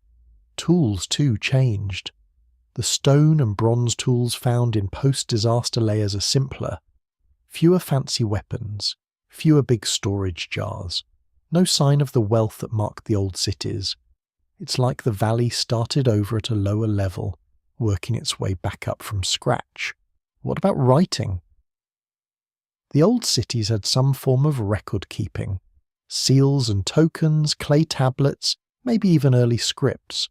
After the disaster, written records vanish from the region. The silence wasn't just physical. It was cultural. No stories, no library, no kings boasting of their power. If anyone kept track of what happened, those records are lost. Let's think about what this means. When a region loses its cities, its people, and its memory all at once, it's more than just an empty place. It's like a hole in history. Later generations could only guess what had come before. The past became a story, not a fact, and that's where legends grow. The story of Sodom, Gomorrah, and the other lost cities got passed down for hundreds of years. Each telling changed a little, the fact blurred, the silence became part of the myth. People needed a reason to explain the ruins. Maybe they blamed sin, maybe they blamed fate, or the gods, or a strange fire from the sky. The truth was, buried under layers of story and fear. Here's something interesting. When new people finally did settle the valley, they were cautious about the ruins. Archaeologists found that graves from the later period don't use the old burial towers. Instead, they dig simple pits far from the destroyed cities. It's as if the new settlers were making a clean break, not wanting to disturb whatever still lingered in the ruins. The silence also shows up in trade. Before the disaster, goods moved freely up and down the valley. After, trade routes shifted. Merchants avoided the region. Instead of passing through the old crossroads, they looped around, taking longer paths through the hills. This shift lasted for centuries. It shaped the way people moved, the way they connected to other cultures. Some scientists have tried to measure just how empty the valley was. They count the number of pottery shards, the thickness of trash layers, the number of graves. In the centuries before the disaster, the numbers are high, signs of busy life. After, the numbers drop almost to zero. Even the trash tells the story of silence. Now, you might wonder, if the land was so empty, how do we know anyone even passed through? The answer is we barely do. A few scattered campsites show up centuries later. Maybe small groups of herders, travelling between safer places, but these are rare. For the most part, the valley was a blank spot on the map. What about the people who left? Where did they go? Some may have moved north or south, joining relatives in safer towns. Some may have become wanderers. For a while, there may have been stories told by survivors, warnings passed down. But over hundreds of years, those voices faded. The old families disappeared. The valley lost its memory. And then there's the question of recovery. Why did it take so long? Partly it was the salt and the bad water, but partly it was fear. When people see a land destroyed so suddenly, they remember. Even if the reason is lost, the warning stays. Don't trust the land. Don't build too big. Don't dig too deep. The memory of loss shapes choices for generations. We see echoes of this in other places. When Mount Vesuvius buried Pompeii, it was centuries before people tried to live there again. When Chernobyl melted down, the towns nearby emptied fast. And even now, very few people go back. There's something about a disaster that leaves a mark not just on the earth, but on the mind. The silence after isn't just about what's missing. It's about what people carry with them, the memory of what happened, and the fear it might happen again. The Jordan Valley's silence became a kind of legend. Even after people returned, they told stories about the lost cities. The story changed with each telling, but the core was the same. Once this land was rich, then, in a moment, it was lost, and for a long, long time it was best left alone. Let's step back and look at the bigger picture. Across the world, when disasters strike, people often rebuild. But sometimes the shock is so great that recovery takes generations. The Jordan Valley is one of those places. The blast didn't just wipe out buildings, it erased a way of life. The silence after Sodom wasn't just emptiness, it was a kind of warning echoing down the years. You can still read it in the ground, in the salt, the glass, the missing layers of life. The story is there if you know how to look. It's written in what's not there as much as in what is. And in that silence, legends grew. People remembered, even if they didn't know exactly what had happened. Over time, the facts faded, but the fear remained. The valley's emptiness became a story all by itself. Eventually the world moved on. The valley filled in little by little. Weeds gave way to crops. Traders found new paths. Life returned quietly. But the old ruins stayed, half buried and silent. Even now, when you walk through the Jordan Valley, you can feel something different in the air. A sense of loss. A memory you can't quite name. The silence after Sodom was real. It lasted for centuries, and it shaped everything that came next. The world forgot the details, but not the lesson. Some places, once lost, take a very long time to come back, but the story didn't disappear.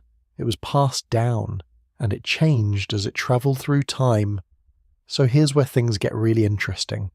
When a place like Sodom disappears, it doesn't just vanish from the world. It turns into something else, a legend, a warning, a puzzle for the ages. People hear about the ruins.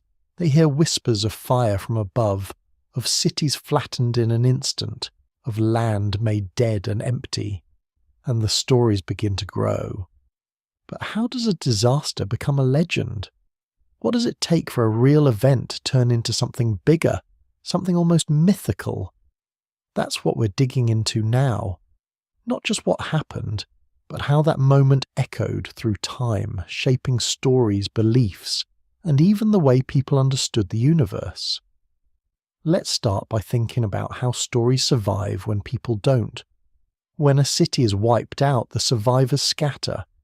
Maybe a few make it to another town. Maybe they tell their children and grandchildren about the day the sky burned. Some stories are carried far from the ruins, passed down by word of mouth. But as the years go by, details get lost. The people who saw it are gone. All that's left is the warning. Don't go there. Something terrible happened. Now, imagine you're living a few hundred years later. You're growing up in a village miles from the ruins. Maybe you've never seen them yourself, but you've heard about the empty land. Your grandparents remember when the old cities were still talked about, but not much more. You hear different versions of the story. In one, the cities were destroyed because the people were wicked. In another, it was just a freak event, bad luck, or maybe the gods were angry. Over time, the details blur, but the sense of danger remains. This is how legends grow. When people try to explain something huge and strange, they add meaning. They make the story fit the world they know. Sometimes they add a moral lesson. Don't be greedy. Don't turn away strangers, or you'll end up like Sodom. Other times they focus on the power of nature. Fire can fall from the sky. The earth can swallow cities whole. You can't control everything. These stories become part of the culture. They're told around fires, whispered in the dark, used to scare children into behaving. But here's something that often gets missed. Legends aren't just warnings. They're also a way for people to make sense of loss. When something terrible happens and nobody understands why, it's natural to look for a reason. Humans hate random tragedy. We want a cause. We want to know why people died, why cities fell, why the land is empty. So we build stories that explain it. Sometimes those stories last for thousands of years. There's another layer to this. The story of Sodom didn't stay in one place. It travelled. Traders and wanderers carried it along the old trade routes. As they went from town to town, the story changed. Details shifted to match local beliefs. In one area, the blame fell on sin. In another, on forgotten gods. Sometimes the story was just about a city destroyed by fire. Sometimes it became a symbol for something bigger.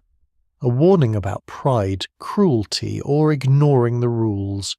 Think about how powerful that is. A single moment, a flash of light, a crash, an empty land, turns into a legend that lives on long after the people are gone. It shapes how people see the world. It becomes a tool for teaching, for warning, for remembering. Let's look at how this happened with Sodom. The story ended up in the Bible, but it probably started much earlier. Stories about cities destroyed by fire show up in older traditions, in places far from where Sodom stood. Some scholars think that the writers of the Bible took old local tales and shaped them into something new. They added details that fit their beliefs. They used the story to warn their people, don't make the same mistakes, remember what happened to Sodom. Over time, the story grew even more powerful. It became a symbol for ultimate punishment. When people wanted to talk about the worst thing that could happen, they pointed to Sodom. This is what happens if you cross the line.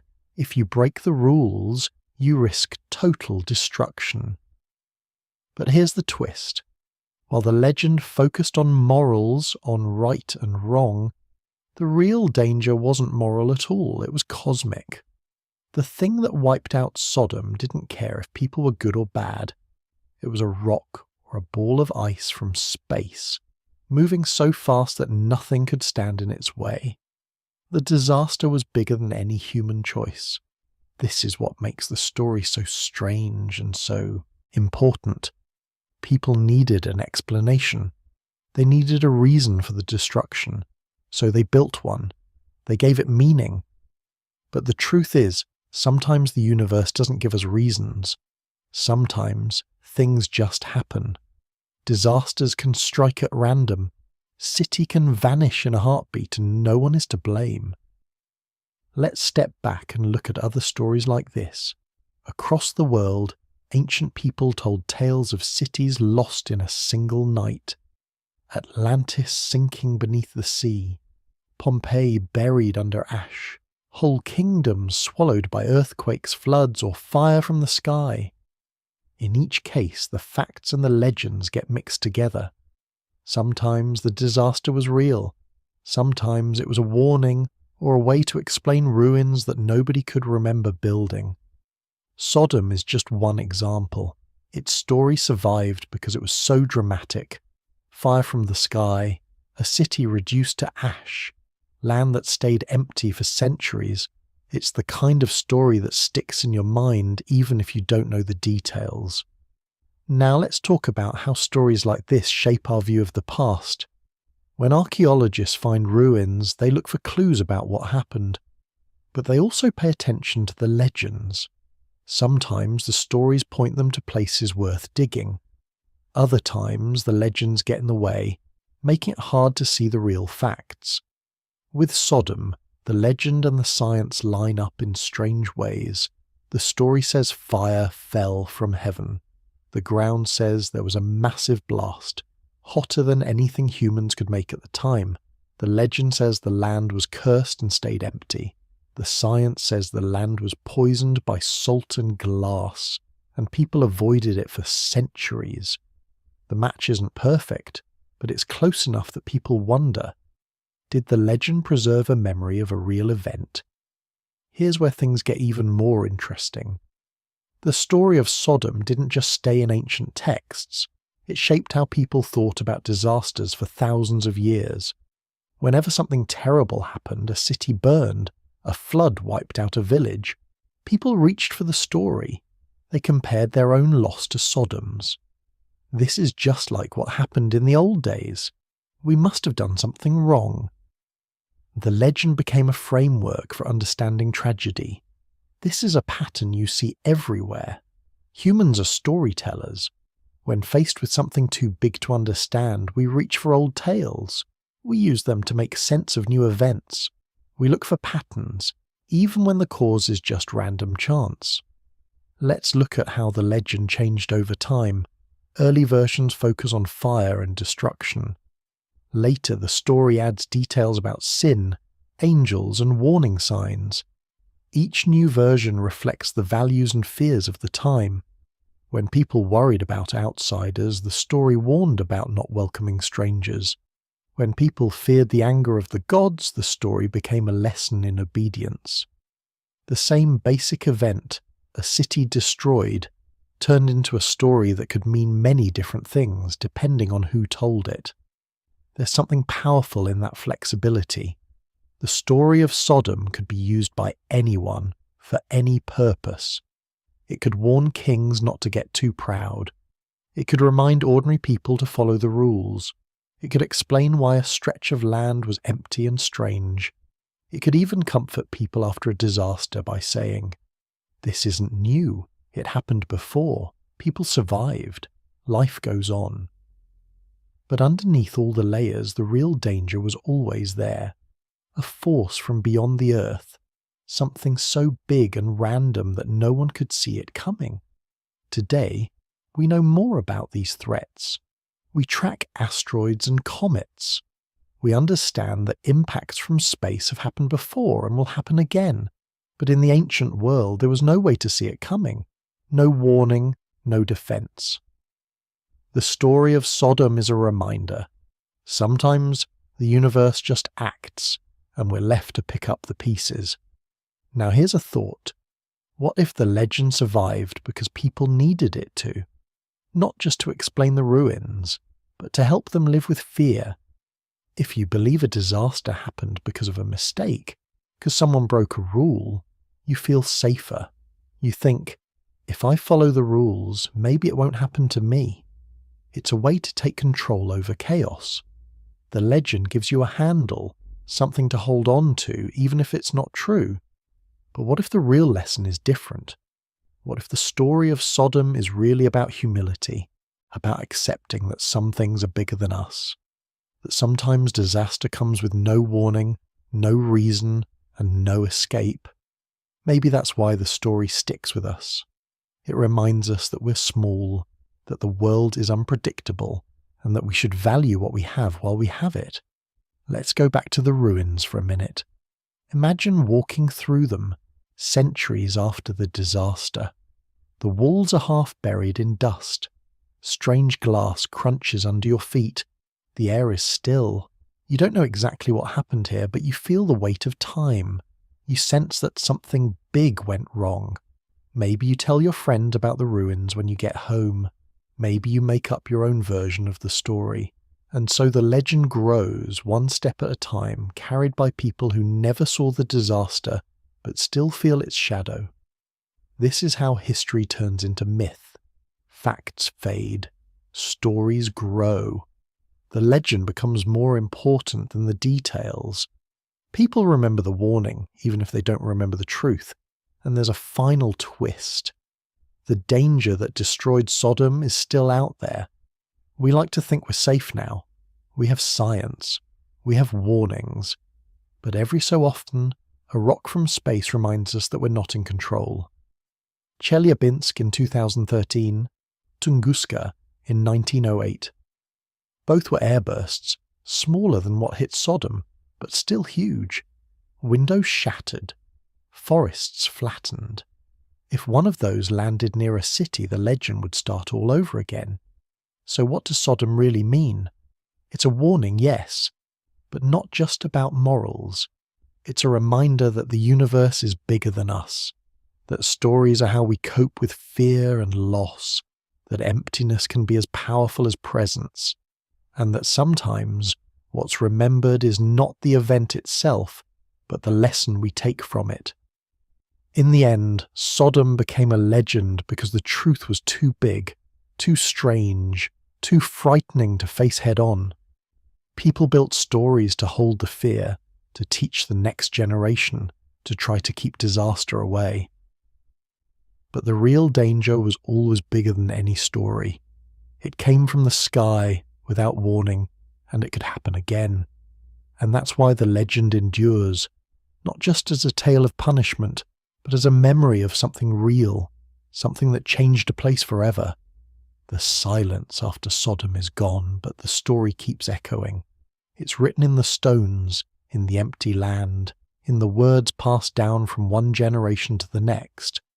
The story warned of divine punishment. But the real danger isn't moral, it's cosmic, and it could happen again. So let's face the next big question.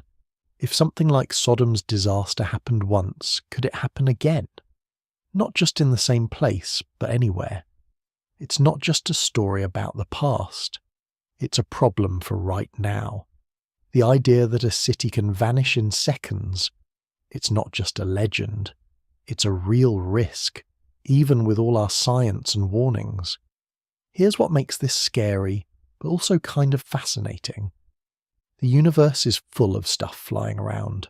Asteroids, comets, bits of rock and ice. Most of them are small.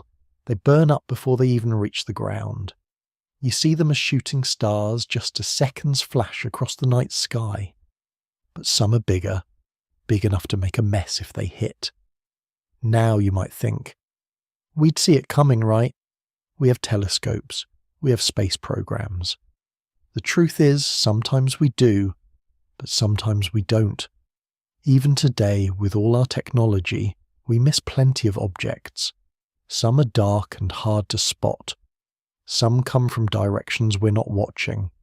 And sometimes, we only notice them after they've passed. That's happened more than once in just the last few decades. Let's talk about how often these impacts happen, and how bad they can really be. The Earth gets hit by small stuff all the time. Hundreds, maybe thousands of tiny meteors hit every day. Most are harmless. But every so often, something bigger comes in. Scientists say an object about the size of a car hits every year or so. Those usually explode high in the sky. You might hear a boom, maybe a few broken windows. No big deal. But then there are the bigger ones. Every few hundred years, a rock the size of a house smashes into the atmosphere. That's enough to flatten a forest, or take out a city if it's unlucky. The Tunguska event in 1908 is a good example. In Siberia, early one morning, a huge explosion knocked down trees for miles. No crater, just flattened land and scorched trunks. People living nearby saw the sky light up, heard a thunder-like roar, and felt the pressure wave miles away. It was pure luck that it landed in such a remote place. If it had landed over a city, it would have been a disaster on the scale of Sodom or worse. More recently, in 2013, an asteroid about 60 feet wide exploded over Chelyabinsk, Russia. No one saw it coming. It came in fast, bright as the sun, and blew up mid-air. The shockwave broke windows across the city. Over 1,000 people were hurt, mostly by flying glass. And that was a small one, compared to what's possible. So if you're wondering, how likely is another Sodom? The answer is, it's rare, but not impossible. The type of explosion that could wipe out a whole city probably happens every few thousand years. But smaller impacts, ones that could still cause chaos, are much more common. We've just been lucky lately. Now let's get into how we try to prevent these disasters. Scientists around the world track near-Earth objects, asteroids and comets that pass close to our planet. There are surveys scanning the sky every night. They find new objects all the time and keep watch on the ones that might come close. They even give them names and track their orbits, predicting when they'll next pass by. But here's the thing. The sky is huge. Space is full of surprises. Even with all our efforts, there are blind spots. Some asteroids come from the direction of the sun, making them hard to see. Others are so dark they barely reflect any light. And some are just too small to notice until they're nearly here. That's why once in a while we still get surprised. The Chelyabinsk asteroid wasn't on anyone's radar. It just showed up. There's another problem. Even if we spot a dangerous object, what can we do? Movies make it seem like we could just launch a rocket and blow it up. But in real life, that's much harder. Most ideas are still being tested. Some people talk about sending a spacecraft to nudge the asteroid off course. Others think about using lasers or even painting the surface to change how it reflects sunlight. hoping the slow push of light could shift its path. But these are just theories right now. We haven't had to try them for real. So in a strange way, we're still at the mercy of the universe, just like the people of Sodom. We know more, we can see farther. But we're still small compared to what's out there. Let's look at how different cultures have described this threat. It's not just Sodom. Ancient China has stories of sky dragons bringing fire and chaos. In South America, there are legends about the sky cracking open and raining stones. In North America, some native groups talk about times when the sun disappeared, or the land shook, or the sky let loose a storm of fire. Scientists now think some of these stories might be memories of real impacts, passed down for generations. There's something universal about these tales. They all have the same shape. A peaceful world, a sudden disaster, and then a long silence. Sometimes it's punishment, sometimes it's just fate. But the fear is always there. The idea that the sky itself can turn deadly. Modern science has given us new language, but not new safety. We talk about impact events and near-Earth objects instead of gods or dragons. But the feeling is the same. When something explodes high above, making the ground shake and the sky go white, it doesn't matter what you call it. The danger is real, and it doesn't care about who's underneath. Now let's break down what makes these impacts so powerful. It's all about energy. When an asteroid or comet slams into the atmosphere at thousands of miles per hour, it carries more energy than any weapon we've built. The air in front of it can't get out of the way fast enough, so it compresses and heats up. Sometimes the object explodes before ever hitting the ground. That's called an airburst. The explosion turns the rock to vapor, blasts out a shockwave, and rains debris over a huge area. If it does hit the ground, the results are even worse. You get a crater, molten rock, and a blast that can wipe out anything nearby. The larger the object, the bigger the zone of destruction. For the people nearby, there's no warning. Just a flash, a roar, and then nothing. Here's another thing to think about. Our cities are bigger than ancient ones. There are more people living close together. If a Sodom-sized event happened over a modern city, the damage would be huge. Not just buildings destroyed, but power lines, water systems, and roads. Everything we depend on would be gone in an instant. Emergency services might be wiped out too, and the shock would ripple out far beyond the city itself. News would travel fast, but help might not. That's why scientists take this risk seriously. It's one of the only natural disasters that could hit anywhere at any time with almost no warning. Earthquakes, volcanoes, floods, those tend to happen in certain places. But impacts don't care. They're random. Let's zoom out even more. The Earth is covered in scars from old impacts. There are craters on every continent. The biggest ones are so old they've almost disappeared.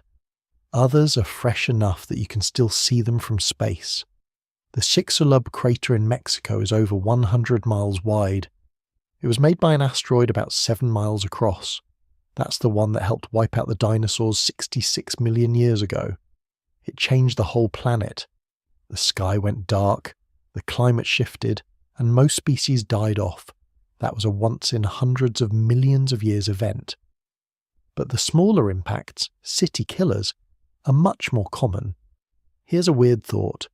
If Sodom's disaster hadn't happened in a settled area, we might never have known about it. A lot of impacts hit the ocean. Some land in empty places where no one lives. Their stories vanish. But when one hits a city, the story survives. It gets told and retold until it becomes a warning for everyone else. Let's look at what we're doing to protect ourselves now. There are projects like NASA's Planetary Defense Coordination Office. Their job is to find and track anything that could threaten Earth. They use big telescopes, radar, and computer models to predict orbits. The goal is to spot anything dangerous with enough time to act. But there are limits. Right now, we've found most of the really large asteroids, ones big enough to end civilization.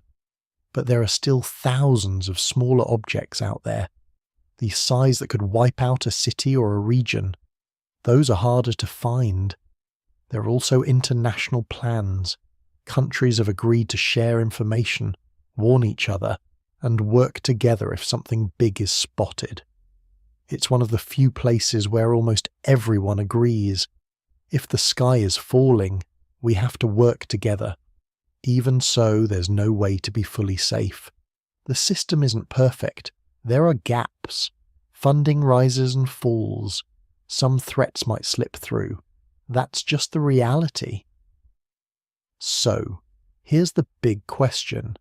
How do we live with this? How do you go about your day knowing something so random and powerful could happen? Most people don't think about it. We focus on the things in front of us. Work, family, daily routines. But the risk is always there, just on the edge of our awareness. Maybe that's why legends like Sodom matter so much. They give us a way to hold the fear, to turn it into a story, to make sense of something that doesn't have a reason. The story doesn't stop disasters, but it helps us remember that the world is unpredictable. You can see the same thing in how we talk about other risks.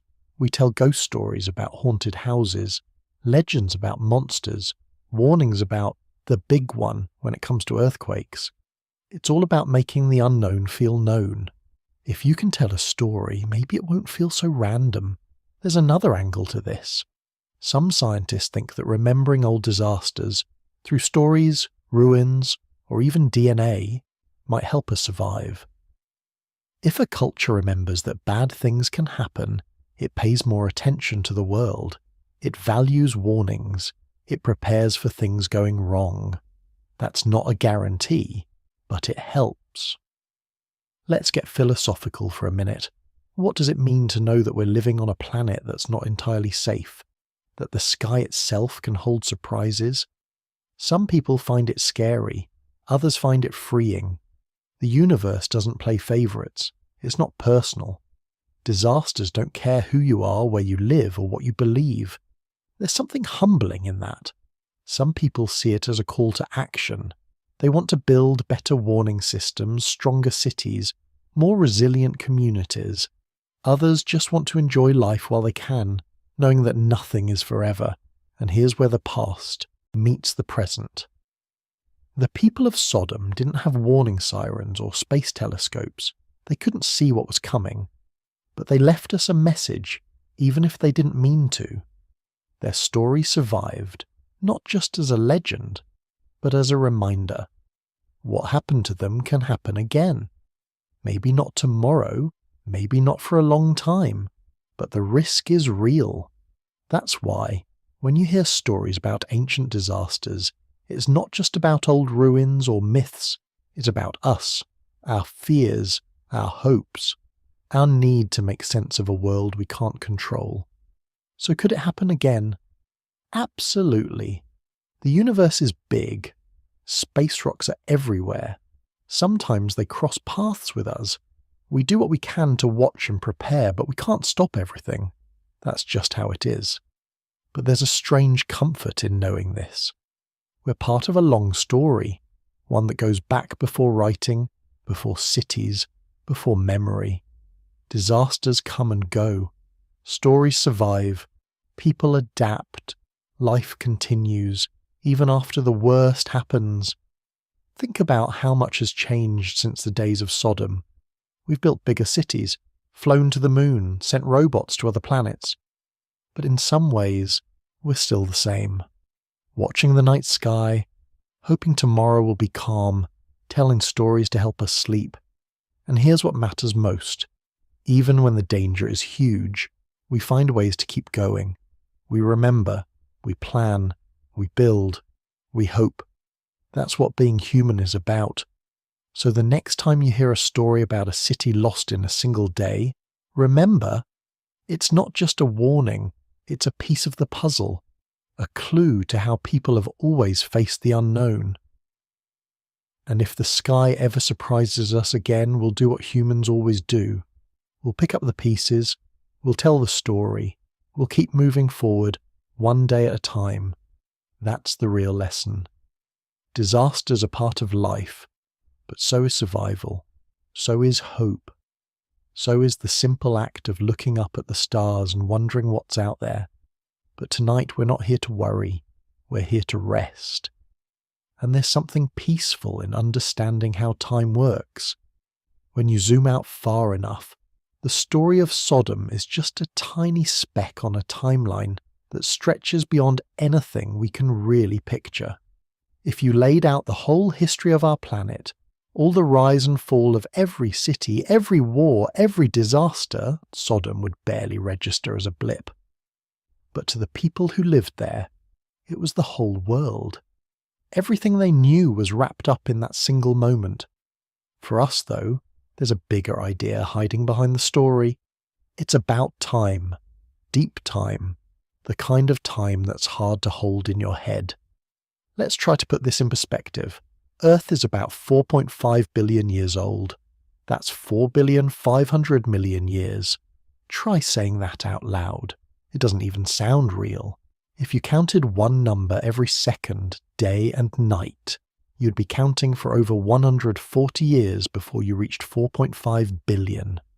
Human history is just the last inch on that endless ruler. Now think about human life. Most people live less than 100 years. A city might last a few hundred, maybe 1,000 if it's lucky. Empires sometimes stretch for a few thousand years, but even the longest-lasting human things are just a flicker compared to the age of the earth. The ground beneath Sodom was already ancient when the first people settled there. It had seen oceans come and go, mountains rise and crumble, forests turn to stone. In that kind of time, even the biggest disasters are like rainstorms, loud for a moment, then gone. But here's the twist. Even though we're tiny compared to deep time, we keep trying to understand it. We look for patterns, we read the rocks, we study the stars and the scars they leave behind.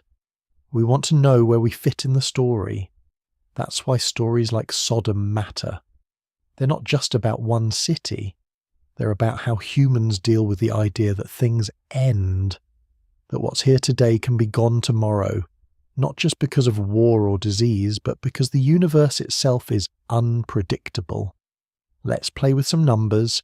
If you went back just 5,000 years, you'd find the first writing.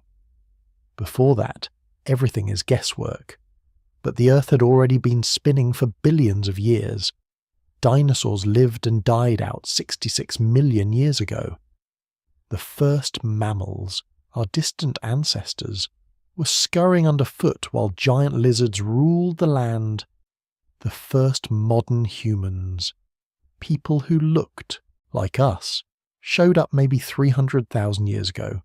For most of that time there were no cities, no writing, no stories written down. Just survival, day after day. So when a city like Sodom disappears and its story survives, it's a rare thing. Most places, most people, vanish without a trace. Their stories end in silence. But sometimes, a single event echoes for ages. It gets passed down, twisted and retold, until it becomes a symbol of something bigger. Here's something to think about. The rocks under your feet are old. Really old. Some are hundreds of millions of years old. Some are billions. The ground remembers things we can't even imagine. It holds the memory of ancient seas, lost forests, and impacts so huge they shook the whole planet. If you could read the rocks like a book, you'd see layer after layer of disaster and rebirth. Volcanoes, floods, ice ages, giant impacts from space. Each one wipes the slate clean, and then slowly life comes back. This is deep time in action. It moves at a pace we can't feel. Mountains grow and wear down so slowly, you'd never notice in a single lifetime. Continents drift, oceans open and close. Sometimes the change is sudden, a blast, a flood, a firestorm. Other times it's so slow it looks like nothing is happening at all. Now, humans have only been part of this story for a blink. If you imagine the history of the Earth as a 24-hour clock, humans show up in the last few seconds before midnight. All our history, all our stories fit in that tiny sliver at the end. Everything before that was just the world getting ready for us, shaping the land, making the air, filling the seas with life. But here's the thing. Even in our short time, we've started to see patterns. We've learnt to read the signs in the rocks and the sky. We know that big disasters aren't just in the past. They're part of how the planet works. Meteor craters are one example. There are more than 150 known impact craters on Earth. Some are small, just a few hundred feet wide. Others are huge, miles across. The biggest one in South Africa is almost 200 miles wide. It formed over 2 billion years ago. That's so long ago there wasn't even complex life on land yet, just simple cells living in the ocean. Some craters are young, at least by geological standards. The Barringer crater in Arizona is about 50,000 years old. That's when humans were already living in North America. Imagine seeing a fireball streak across the sky, then a blast that changed the land forever.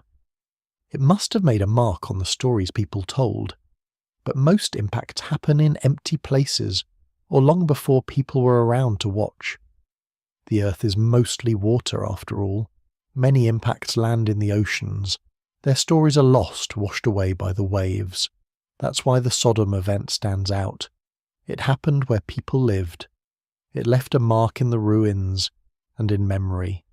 It became a lesson, a warning, and a mystery to puzzle over. When you think about deep time, it's easy to feel small. Our lives are short, our cities are temporary, even our history is just a footnote in the planet's story. But there's another way to look at it. We're part of something huge. We came from a long line of survivors, creatures that lived through ice ages, volcanoes, and ancient impacts. Every person alive today is proof that life finds a way, no matter how many disasters come and go. This idea changes how you see disasters like Sodom. They're not just endings, they're part of a cycle. Destruction, silence, then something new. A city is wiped out, but people come back eventually. Maybe not in the same place, not right away, but somewhere. Life always pushes forward. Here's a thought experiment. Imagine you could stand in one spot for 1 million years. You'd see forest grow, burn, and regrow. Rivers would shift course. Lakes would dry up, then fill again. Animals would come and go. People might show up for a while, build cities, then leave. The land would remember every step, every fire, every storm, but it wouldn't care. It just keeps changing. Now, zoom in. For the people living in Sodom, the world felt permanent. The city had been there for generations. The river always flowed, the fields always gave crops. Then, in one instant, everything changed. The lesson is, nothing lasts forever. But that's not always a bad thing. Sometimes the end of one thing makes space for something else. After a disaster, the land is empty for a while, then plants come back, animals return, people find new ways to live. The story keeps going, just in a different direction. This is where deep time gives you a strange kind of comfort. No disaster, no matter how big, is the end of everything. The world keeps turning. Life adapts. People rebuild or move on. Even the worst moments fade into the background when you look at the bigger picture. Scientists have a word for this: resilience. It means the ability to bounce back, to recover after something bad happens. Life on Earth is full of resilience. It survived ice ages, asteroid impacts, super volcanoes, and more. Each time it comes back, sometimes changed, sometimes stronger. Humans share that resilience. We might be fragile as individuals, but as a species we're tough. We figure out ways to survive. We learn from the past, even if it's just through stories. We plan for the future, even when we know we can't control everything. So what does all this mean for us today? Knowing that disasters like Sodom are part of deep time doesn't make them less scary. But it does help put things in perspective. Our problems, our fears, our hopes, they're all real, but they're not the whole story. When you step back and look at the long arc of history, you realize that every ending is just a step in a much bigger journey. The city falls, but people endure. The land changes, but life returns. The story never really stops. This brings up another idea: legacy. What do we leave behind? Most people, most cities, fade away without a trace, but sometimes something survives. A story, a ruin, a warning scratched into the earth. That's why Sodom's story matters. It's not just about one disaster. It's about the human need to remember, to pass on lessons, to warn the future. It's also about humility. We like to think we're in control. We build strong walls, invent new tools, try to predict what's coming next. But deep time reminds us we're just visitors. The world was here before us. It will be here after we're gone. That's not meant to be depressing. It's freeing in a way. If you know you're just a small part of a huge story, you can worry less about being perfect. You can focus on what matters most, caring for each other, enjoying the world while you're here, and leaving something good behind if you can. There's another lesson too. Deep time is full of surprises. Nobody living in Sodom expected the sky to explode. Nobody thought their city would become a legend. But it happened anyway. The future is always uncertain. That can be scary, but it's also what makes life interesting. Every day is a chance for something new. So when you hear stories about ancient disasters, remember they're not just warnings. They're reminders of how strong life is. How even after the worst happens, something new begins. How people come together, pick up the pieces and move forward. Here's a final thought. When you look up at the stars, you're seeing deep time in action. The light from those stars left hundreds, thousands, even millions of years ago. Some of them don't even exist anymore. But their light keeps traveling, crossing the emptiness, reaching your eyes tonight. It's a message from the past still shining in the present. In a way, stories like Sodom are the same. They're echoes from long ago, travelling through time to reach us. They remind us that we're not the first to face disaster, and we won't be the last, but we can learn, remember, and hope for better days. So, as you settle in for the night, let the idea of deep time wash over you. Feel how small your worries are compared to the story of the earth. Let it be a comfort. You're part of something ancient and ongoing. The world is full of change, but also full of second chances. And in the long run, that's what matters. Not how much we can control, but how we live with what we can't. How we remember. How we hope. How we keep telling stories, even in the dark. So, after all the digging, the guesses and the stories, what can we actually say about Sodom? And why does it still catch our attention thousands of years later? There's something almost magnetic about a city that was here one day and gone the next. It's not just the fire or the silence that followed, it's the way the story lingers, even when the ruins have faded and the people are long gone. Let's start with what we're left holding. At first, the story of Sodom seems simple. A city destroyed by disaster, its people lost, its name turned into a warning. But the closer you look, the more complicated things get. Was it a disaster from the sky? Was it a story to explain a broken world? Or is it both, history and legend tangled up together so tightly we can't pull them apart? Here's what we do know. Something happened in the Jordan Valley. A real event. The ground shows sudden heat, melted stones, broken pottery. There's a layer that shouldn't be there. full of tiny pieces of glass and burned soil. Archaeologists can measure it, hold it, test it in the lab. That's not just a story, it's a fact, and facts matter, even if they leave us with more questions than answers. But then, there's the second layer, the one made of words. People remembered what happened. They told stories, wrote warnings, turned a single moment into something bigger. That's how Sodom became a legend. It's how the story kept moving from the ancient world to today. And that's not something you can measure in a lab. Memories change as they're passed along. Sometimes the facts get twisted. Sometimes they pick up new meaning as the world changes around them. The real power of Sodom comes from that mix. Hard evidence buried in the ground and stories floating through time. Each one helps explain the other. You can't have the legend without the disaster, and you can't really understand the disaster without the legend it left behind. Think about all the ways this story has been used. For some, it's a lesson about right and wrong. For others, it's proof that we're never really safe from disaster, no matter how strong our cities look.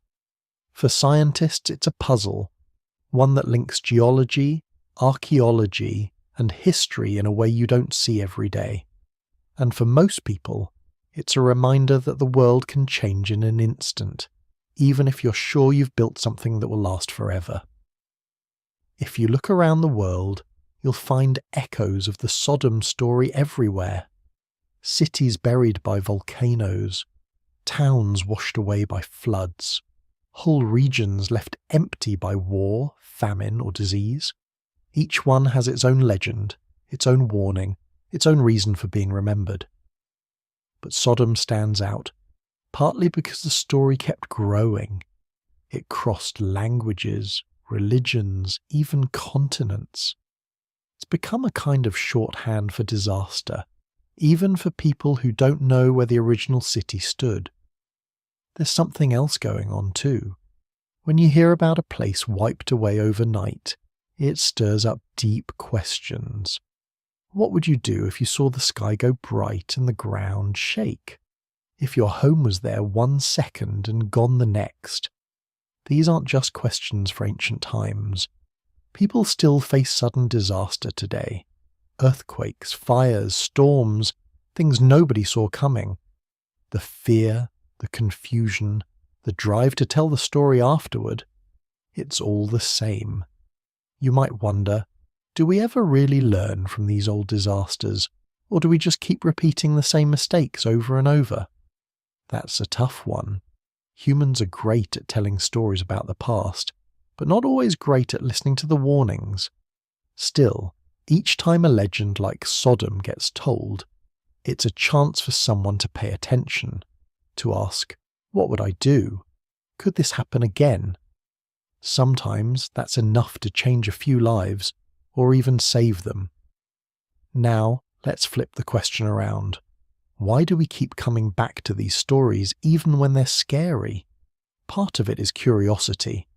We want to know what really happened. We want to solve the puzzle. But there's another reason too. These stories remind us that even the worst days aren't the end. People find ways to survive, rebuild and move forward. The ruins might stay empty for a long time, but eventually life pushes back in. New stories grow on top of the old ones.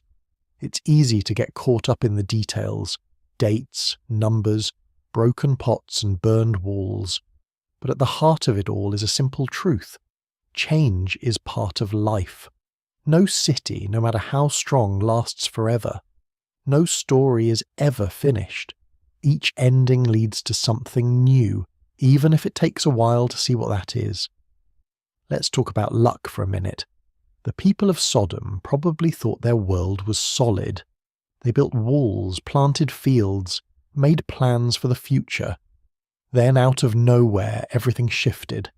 Sometimes survival is just luck. Being in the right place at the right time or missing disaster by a few miles. That's not a comfortable thought, but it's honest. We don't control everything. Sometimes the only thing we get to decide is how we react when things fall apart. And yet, out of that mess, something amazing happens. New stories begin. People adapt. They find new homes, new ways to live. They remember what was lost, but they don't let it stop them from going forward. If you trace the history of any region, you'll see this pattern again and again. Disaster, silence, return. Each cycle brings new people, new ideas, new hopes. There's also a lesson about memory itself. The ruins of Sodom might have disappeared if nobody had bothered to remember, but someone did. Maybe a wandering survivor, maybe a trader passing through empty fields. Someone told the tale, and it spread. That's how history works. It's not just about what happened, but what we choose to hold on to. And sometimes, the details get lost or changed, but the heart of the story stays. Sodom turned from a ruined city into a symbol. It became a way to talk about danger, about loss, about facing the unknown. Even if we never find every answer, the story still has power. So here's where all this leaves us. We can dig up ruins, test strange glass, read old stories, and argue about what really happened. In the end, Sodom is a mystery with pieces missing, but it's a mystery that connects us to everyone who's ever wondered what comes next after disaster. It reminds us that nothing is certain, nothing is forever, and that's okay. Maybe that's what draws us to stories like this, especially late at night. When the world feels quiet and our minds drift to bigger questions. What will last? What will be forgotten? What stories will people tell about us long after we're gone? There's one more idea to hold on to. Even when cities fall and stories grow fuzzy, the need to understand, to connect, to remember, that never goes away. We're storytelling creatures. We use legends to make sense of chaos, to warn each other, to share hope. The ruins are silent now, the fields are empty. But the story keeps moving, carried by voices and memories, whispered into the future. Sodom isn't just a warning. It's a reminder that we're part of something that keeps rolling forward, no matter what. So as you think about Sodom, about what was lost and what survived, remember that you're connected to everyone who ever wondered about the past. You're part of the chain. The questions we ask, the stories we share, they matter. They help us face what comes next, even if we don't have all the answers. And maybe in the end, that's enough. To wonder, to remember, to hope, to carry the story forward, one quiet night at a time.